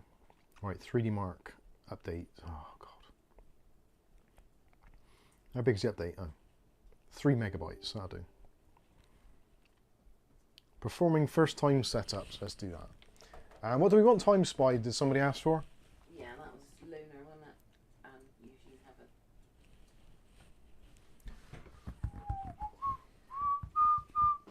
What I could do with is actually a wireless... Oh yeah, go on then. I could do with a wireless HDMI sender. So I could plug in an HDMI and it would send the signal to the monitor, but also wirelessly so I could stream it as well.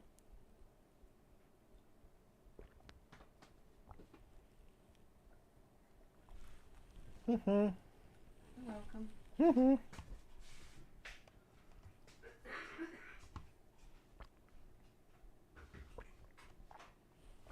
Right, time spy, let's go!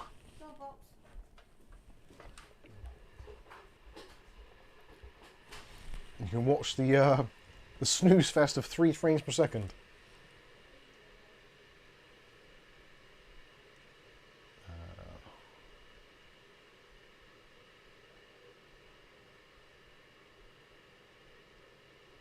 Mookie MC is asking what controls the RAM lighting. That is currently done through the Gigabyte software, Gigabyte RGB Fusion 2.0, which is crap. I don't like it very much.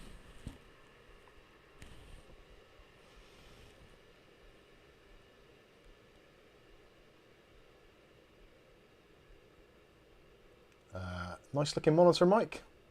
Thanks, Andy.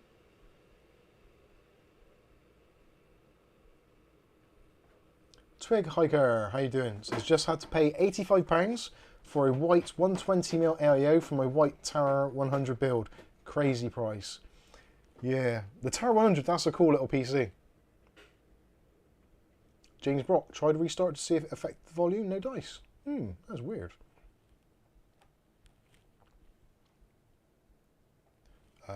William Bodie, monitor down and upper cam.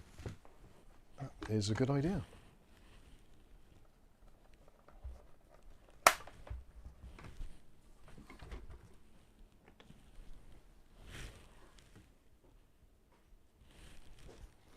Not sure if it's going to like the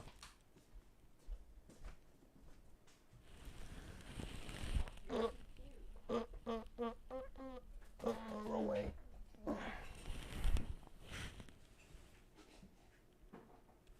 I'm not even sure what that is doing. Oh, there we go.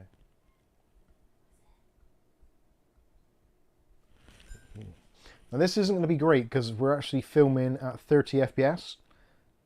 Although saying that, we're at 20 FPS, so that's probably why it looks absolutely rubbish.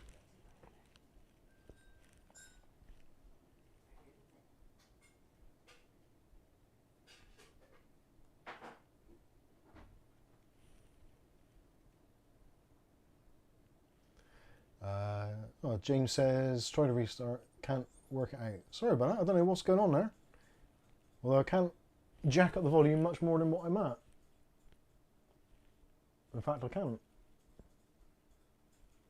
I'm currently... Oh, actually, I can have 3 decibels, but that won't make a great deal of difference.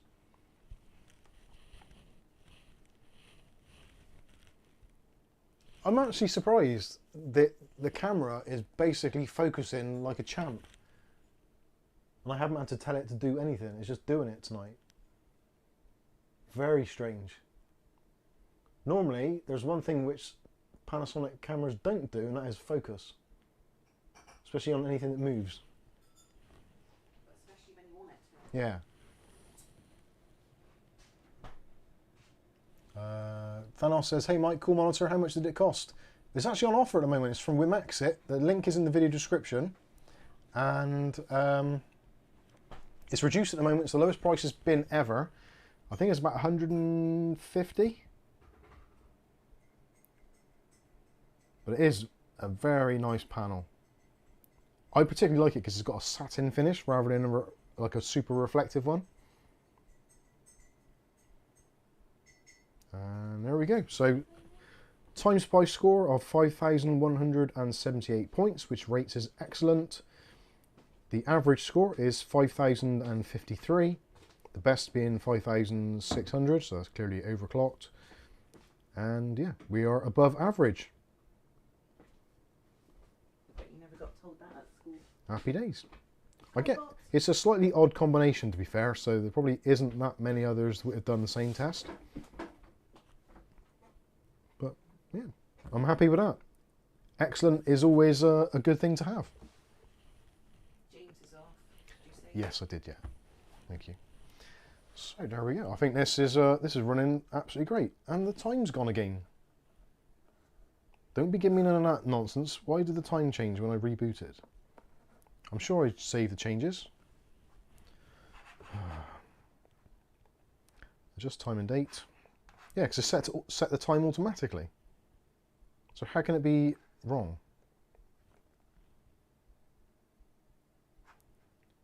Right, set the time. Change. 2nd of April, no. It is the 1st of April. And the time is, I guess it's going to be what, 22, 23? 23 or 4. Change. Okay, right, let's close that down. And I think I've played enough of this for the time being, so let's shut down. And if the time is wrong tomorrow, that means we've got a dodgy BIOS battery. Or there's a problem with the motherboard. Which, ironically, is going to be the second Gigabyte board that I've had that with. And that was an ITX as well. Williams, did you see that one? William said camera dying. Yes. No, monitor dying upper camera. Yeah, that's why it was let down just now. I didn't see. I was like, Yeah. Right, let's unplug this. Pack away all the things. And actually I could, if you don't mind calling out the questions, Kath, I'll do some questions and answers while people are still here. Thanos asked how much is the monitor? Did that one already? Did that one? Yeah. No others. Oh, great. That's what we like to see. Happy campers. Or they've all fallen asleep.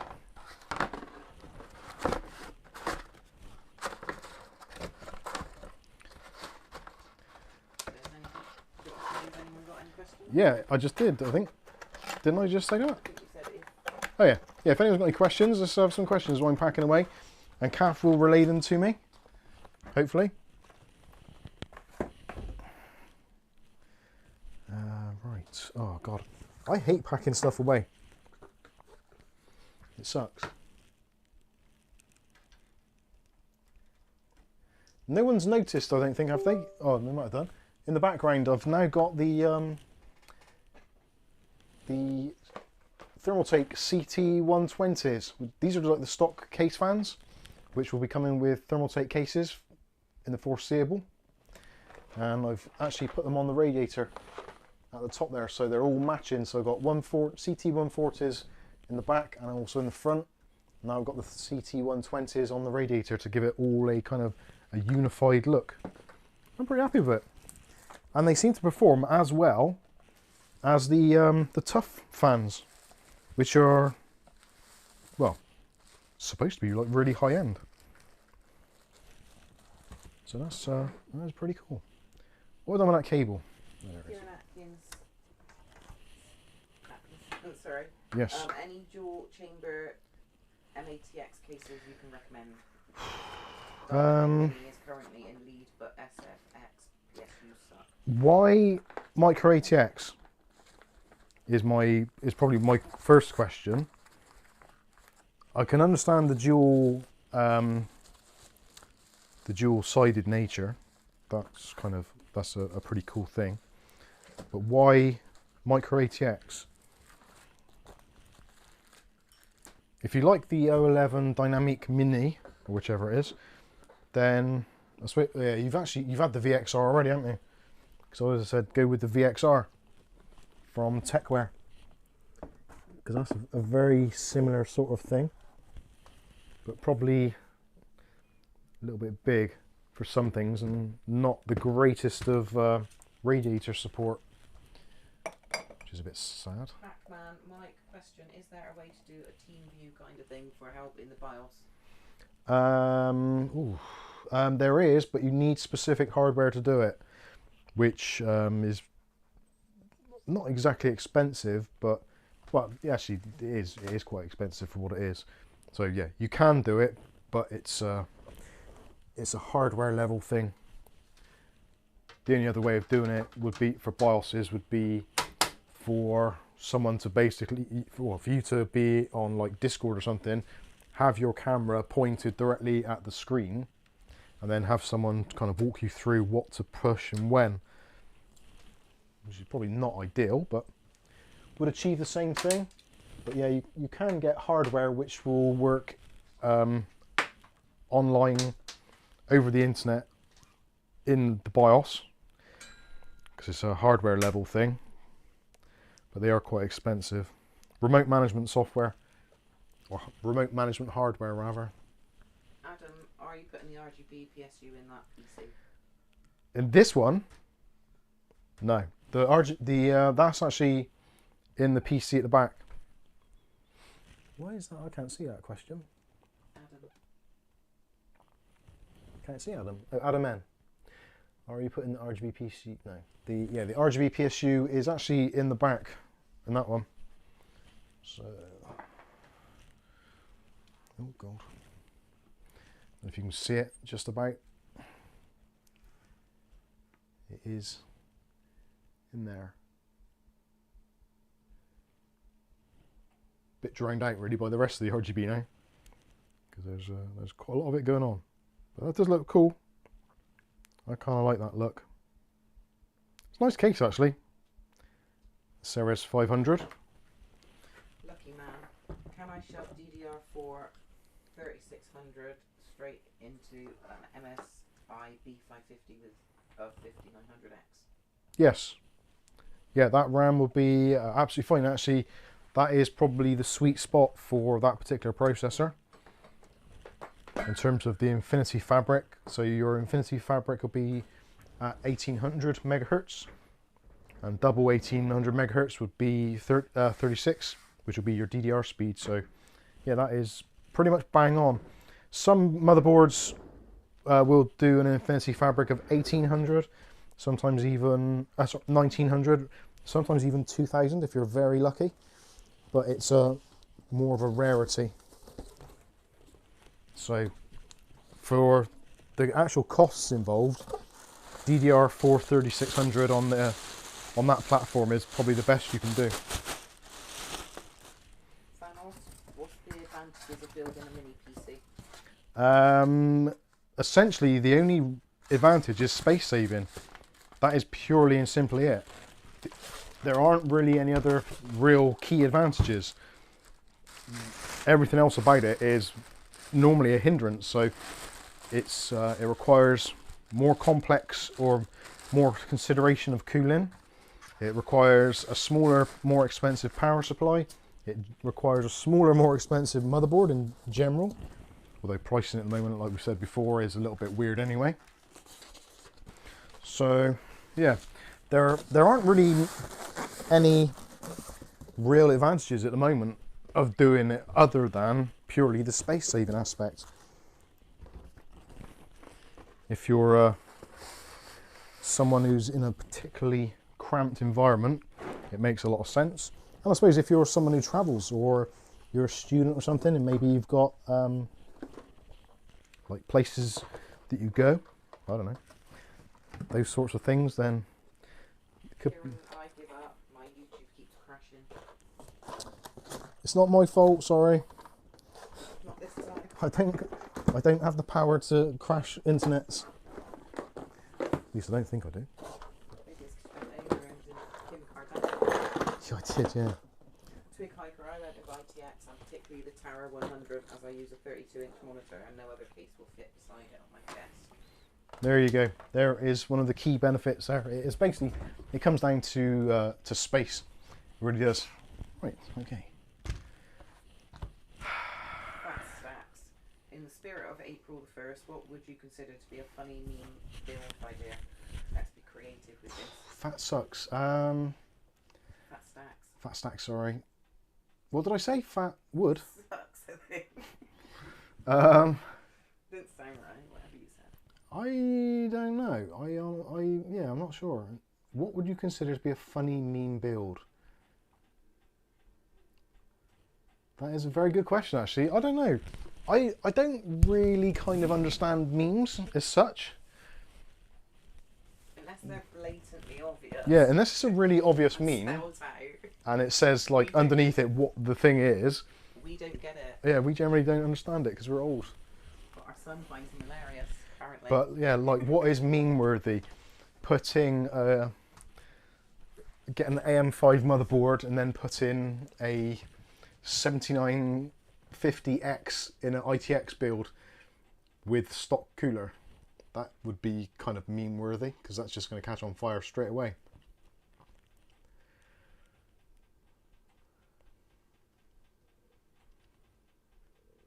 Yeah, a Pentium, a G series Pentium processor with a RTX 4090.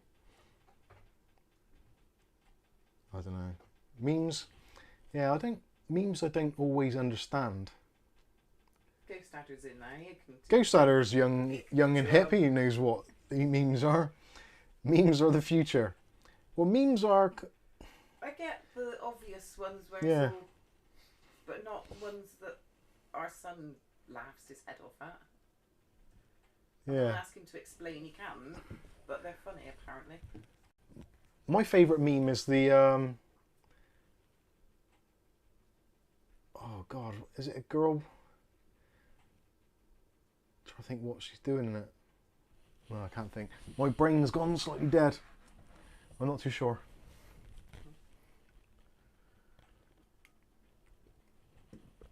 No worries, Ghost Adder. Fat sacks. The dog sitting in the table with the house on fire meme. Yeah, I get you. Yeah, that is the 7950X and the ITX enclosure. Thanos, what's the worst thing that ever happened between you and a PC?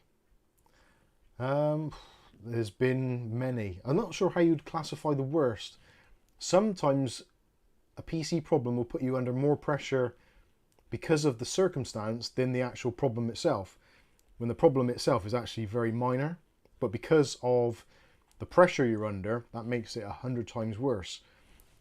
I just realised that camera is literally hanging off the edge there. My worst PC experience ever, without compromise, was something so basic and simple that it was ridiculous, but yet it put me under so much pressure. I could literally hear clocks in the room ticking, and they seemed like they were ticking really, really slow. For those of you who don't know, I used to work on a TV program called Casualty, which is like a medical drama here in the UK. Kath worked there as well. And whilst we were in the Bristol studios, there was basically me, and I was doing all the props and also helping out on set with technology stuff. And there was a scene where they wanted one of the characters to go from a desktop screen, and then like their boss would come over, so they had to quickly hide the screen. This wasn't scripted or anything, so we weren't prepared for it, and they were using a laptop. So they said, Mike, right, we need to do this. How do we do it? And I'm thinking, right, we could install PowerPoint and use the B key, then that would be B for blank screen. That would work. But have we got PowerPoint? We don't have internet access, blah, blah, blah. So no, that's not going to happen. And a few things sort of flitted around my head. And eventually I said, well, you could close the laptop lid down. That's the best thing you could do. They're like, no, I don't like the idea of that. I want to see a black screen. It's like, right. The only other way of doing it is if I set the screensaver to a minute, and then you basically don't press anything or touch the mouse for a minute. So they're like, yeah, that could work. Let's get set up. So they got all the cameras set up, etc. And the actor who was supposed to be doing it, he wanted to get off. So they said, Mike, you can fill in. So if you just stand there, go through the process on the screen, do the routine, and then we'll hold for a minute, and then we'll wait for the screen to go blank, and then we'll cut. Oi, oi. So I'm like, yeah, that's fine, okay, whatever. I didn't want to do it because there's literally, on a film set, there's a crew of maybe, I don't know, 40 people, various different departments, and everyone's kind of loitering around the outside, and you've got the lights and all that. It's hot, and it's basically quite a pressurized thing, especially if things don't go right. So get it set up, action. So I do my thing, press the button, and then literally just stood there. And the whole crew wanted to go to break. And the monitor kept on waking up. And literally I got my hands away from it, and it just kept on coming back up. And it was like pressure, and the director was getting pissed off. So what's going on? I was like, I don't know. So I just rebooted it, started again, did it again. And then finally it did it. And I'm literally there, bright red, stressed right out, everyone focusing on me and the laptop. It was just absolutely horrendous. Possibly the worst moment ever of my life. And the 60 seconds from me not pressing anything on the keyboard, waiting for that screensaver to go blank, literally I was like, 1 Mississippi, 2 Mississippi, 3 Mississippi. And if you've ever had to count to 60 like that, whilst under pressure, you'll understand that it was just absolutely horrendous. I could hear my heart beating so fast. I almost thought I was going to pass out. It was horrendous. So that was possibly my worst ever PC experience. I didn't enjoy that at all. It was totally unexpected. I was totally unprepared and put in a position of basically, right, you have to make this work. So I didn't like that at all. So yeah, that was kind of it.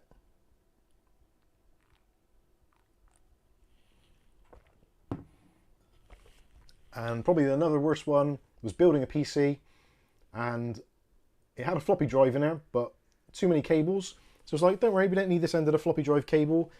And I'm going, no, don't cut anything. Cav's like, don't cut it. And I cut it. Next thing you know, bang, power supply's gone because I cut the wrong end. Don't worry. I cut the end with power going through it rather than the bit which wasn't connected. Oh dear. That sucked. So, there you go. Hugh Luttrell says, my worst was doing an update, went to bed next morning, and the computer burnt up in the night. Bloody hell. Ghost Adder needs to find a nice case that supports 3060mm rad up the top. Was going to go H7 flow, but a bit expensive. Yeah, support for a radiator in the top 360. That is going to be a tough one. There aren't a huge number that will. The Corsair 5000D, a little bit on the big side. Kieran said he could send a Fantex 600 black. Yeah, Fantex 600, that'll probably do it. I've not seen that, but it sounds like a big case. They normally go up in size of number. In number size, rather. I think 360mm rad. The Colink Citadel Mesh ATX will do some, but it is tight. Not too sure. We'll have to consider that and see what we can do. Mookie says Mike needed his own stand-in. I did. Thanos says, wow, what an experience. Thank you for sharing. It was, honestly, it was arguably, possibly the worst moment I've had on a TV set, or in terms of pressure. I don't think there was anything that's been worse than that. Just in stock. There was a few of them at Casualty do similar sort of things where that sort of pressure came on. It was like, this is not really something that I enjoy. The that job. time with Pat Butcher was in it, wasn't she? And they said, don't touch anything now, and to me, and then you came in and started doing it all, and he just shouted at me. I just find it funny. Yeah. Because he's nobody, is he? No. It was good fun. Anyway, I think that is probably going to wrap things up. We've been going on for way too long. It is now 22 minutes past 11. And it was... Lucky man thought we met at Casualty. We didn't know. We met at school. I would have been 11. You were 12. I don't remember you that young. Well, first and second year. Vaguely. I can't remember you at all then. So it would probably been third and fourth year, wouldn't it? When I was in the third and you were fourth year. I think I was fifth. Not sure. Anyway. We were young. Yes. I think that will wrap things up. Thank you all so much for joining us on tonight's stream. Hopefully you've had some moderate enjoyment and shared in my emotional turmoil, both with the case and also my my previous work life. That is... oh, Pac-Man. Pac-Man didn't get my question answered. Right, if you could do a collab with anyone, who would it be? If I could do a collab with anyone... Keep in mind that Lunar is free. Just say that. I don't know. I honestly don't know who I would like to collab with. There are so many people that I would on various different levels. Casey over at Camera Conspiracies. He looks... Well, I think he'd be a great fun. Keradog and... Adam. Not Adam. Graham. Graham at Adamant IT. I think that'd be pretty good fun as well. There's many. There's a lot of people that I would like to collaborate with, but again, it's one of those things like putting yourself under unnecessary pressure. But anyway, Kerry Holzman, yeah, definitely. Kerry Holzman, or who else? Linus, I suppose. Jay's 2 cents, all those kind of stuff. Austin Evans, yeah, all of those I think would be fun. They'd be fun, but only for me. With Austin Evans, it'd probably be me just taking the piss out of him. I like their accent. Oh yeah, the hardware unbox, that'd be fun. I love Australian accent. Yeah, we have some fun with that. Anyway, thank you all so much for tuning in. Thank you all for the donations. Thank you all for your patronage and also your YouTube memberships and all that kind of good stuff. And thank you just for watching the streams, clicking on the like button. If you haven't done already, make sure you do it. Looks like we've got just over 100 likes at the moment, so that's always good to see.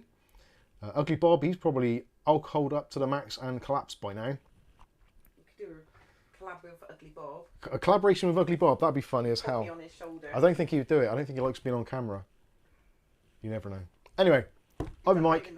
This is Mike's Unboxing Reviews and How To, and hopefully we'll catch you in the very next video. Thanks for watching. And now I've got to find the button again. I hate this. I've set this up earlier as well so I could do it easier, but it won't do it anyway. Thanks for watching, guys, and we'll see you in the next one.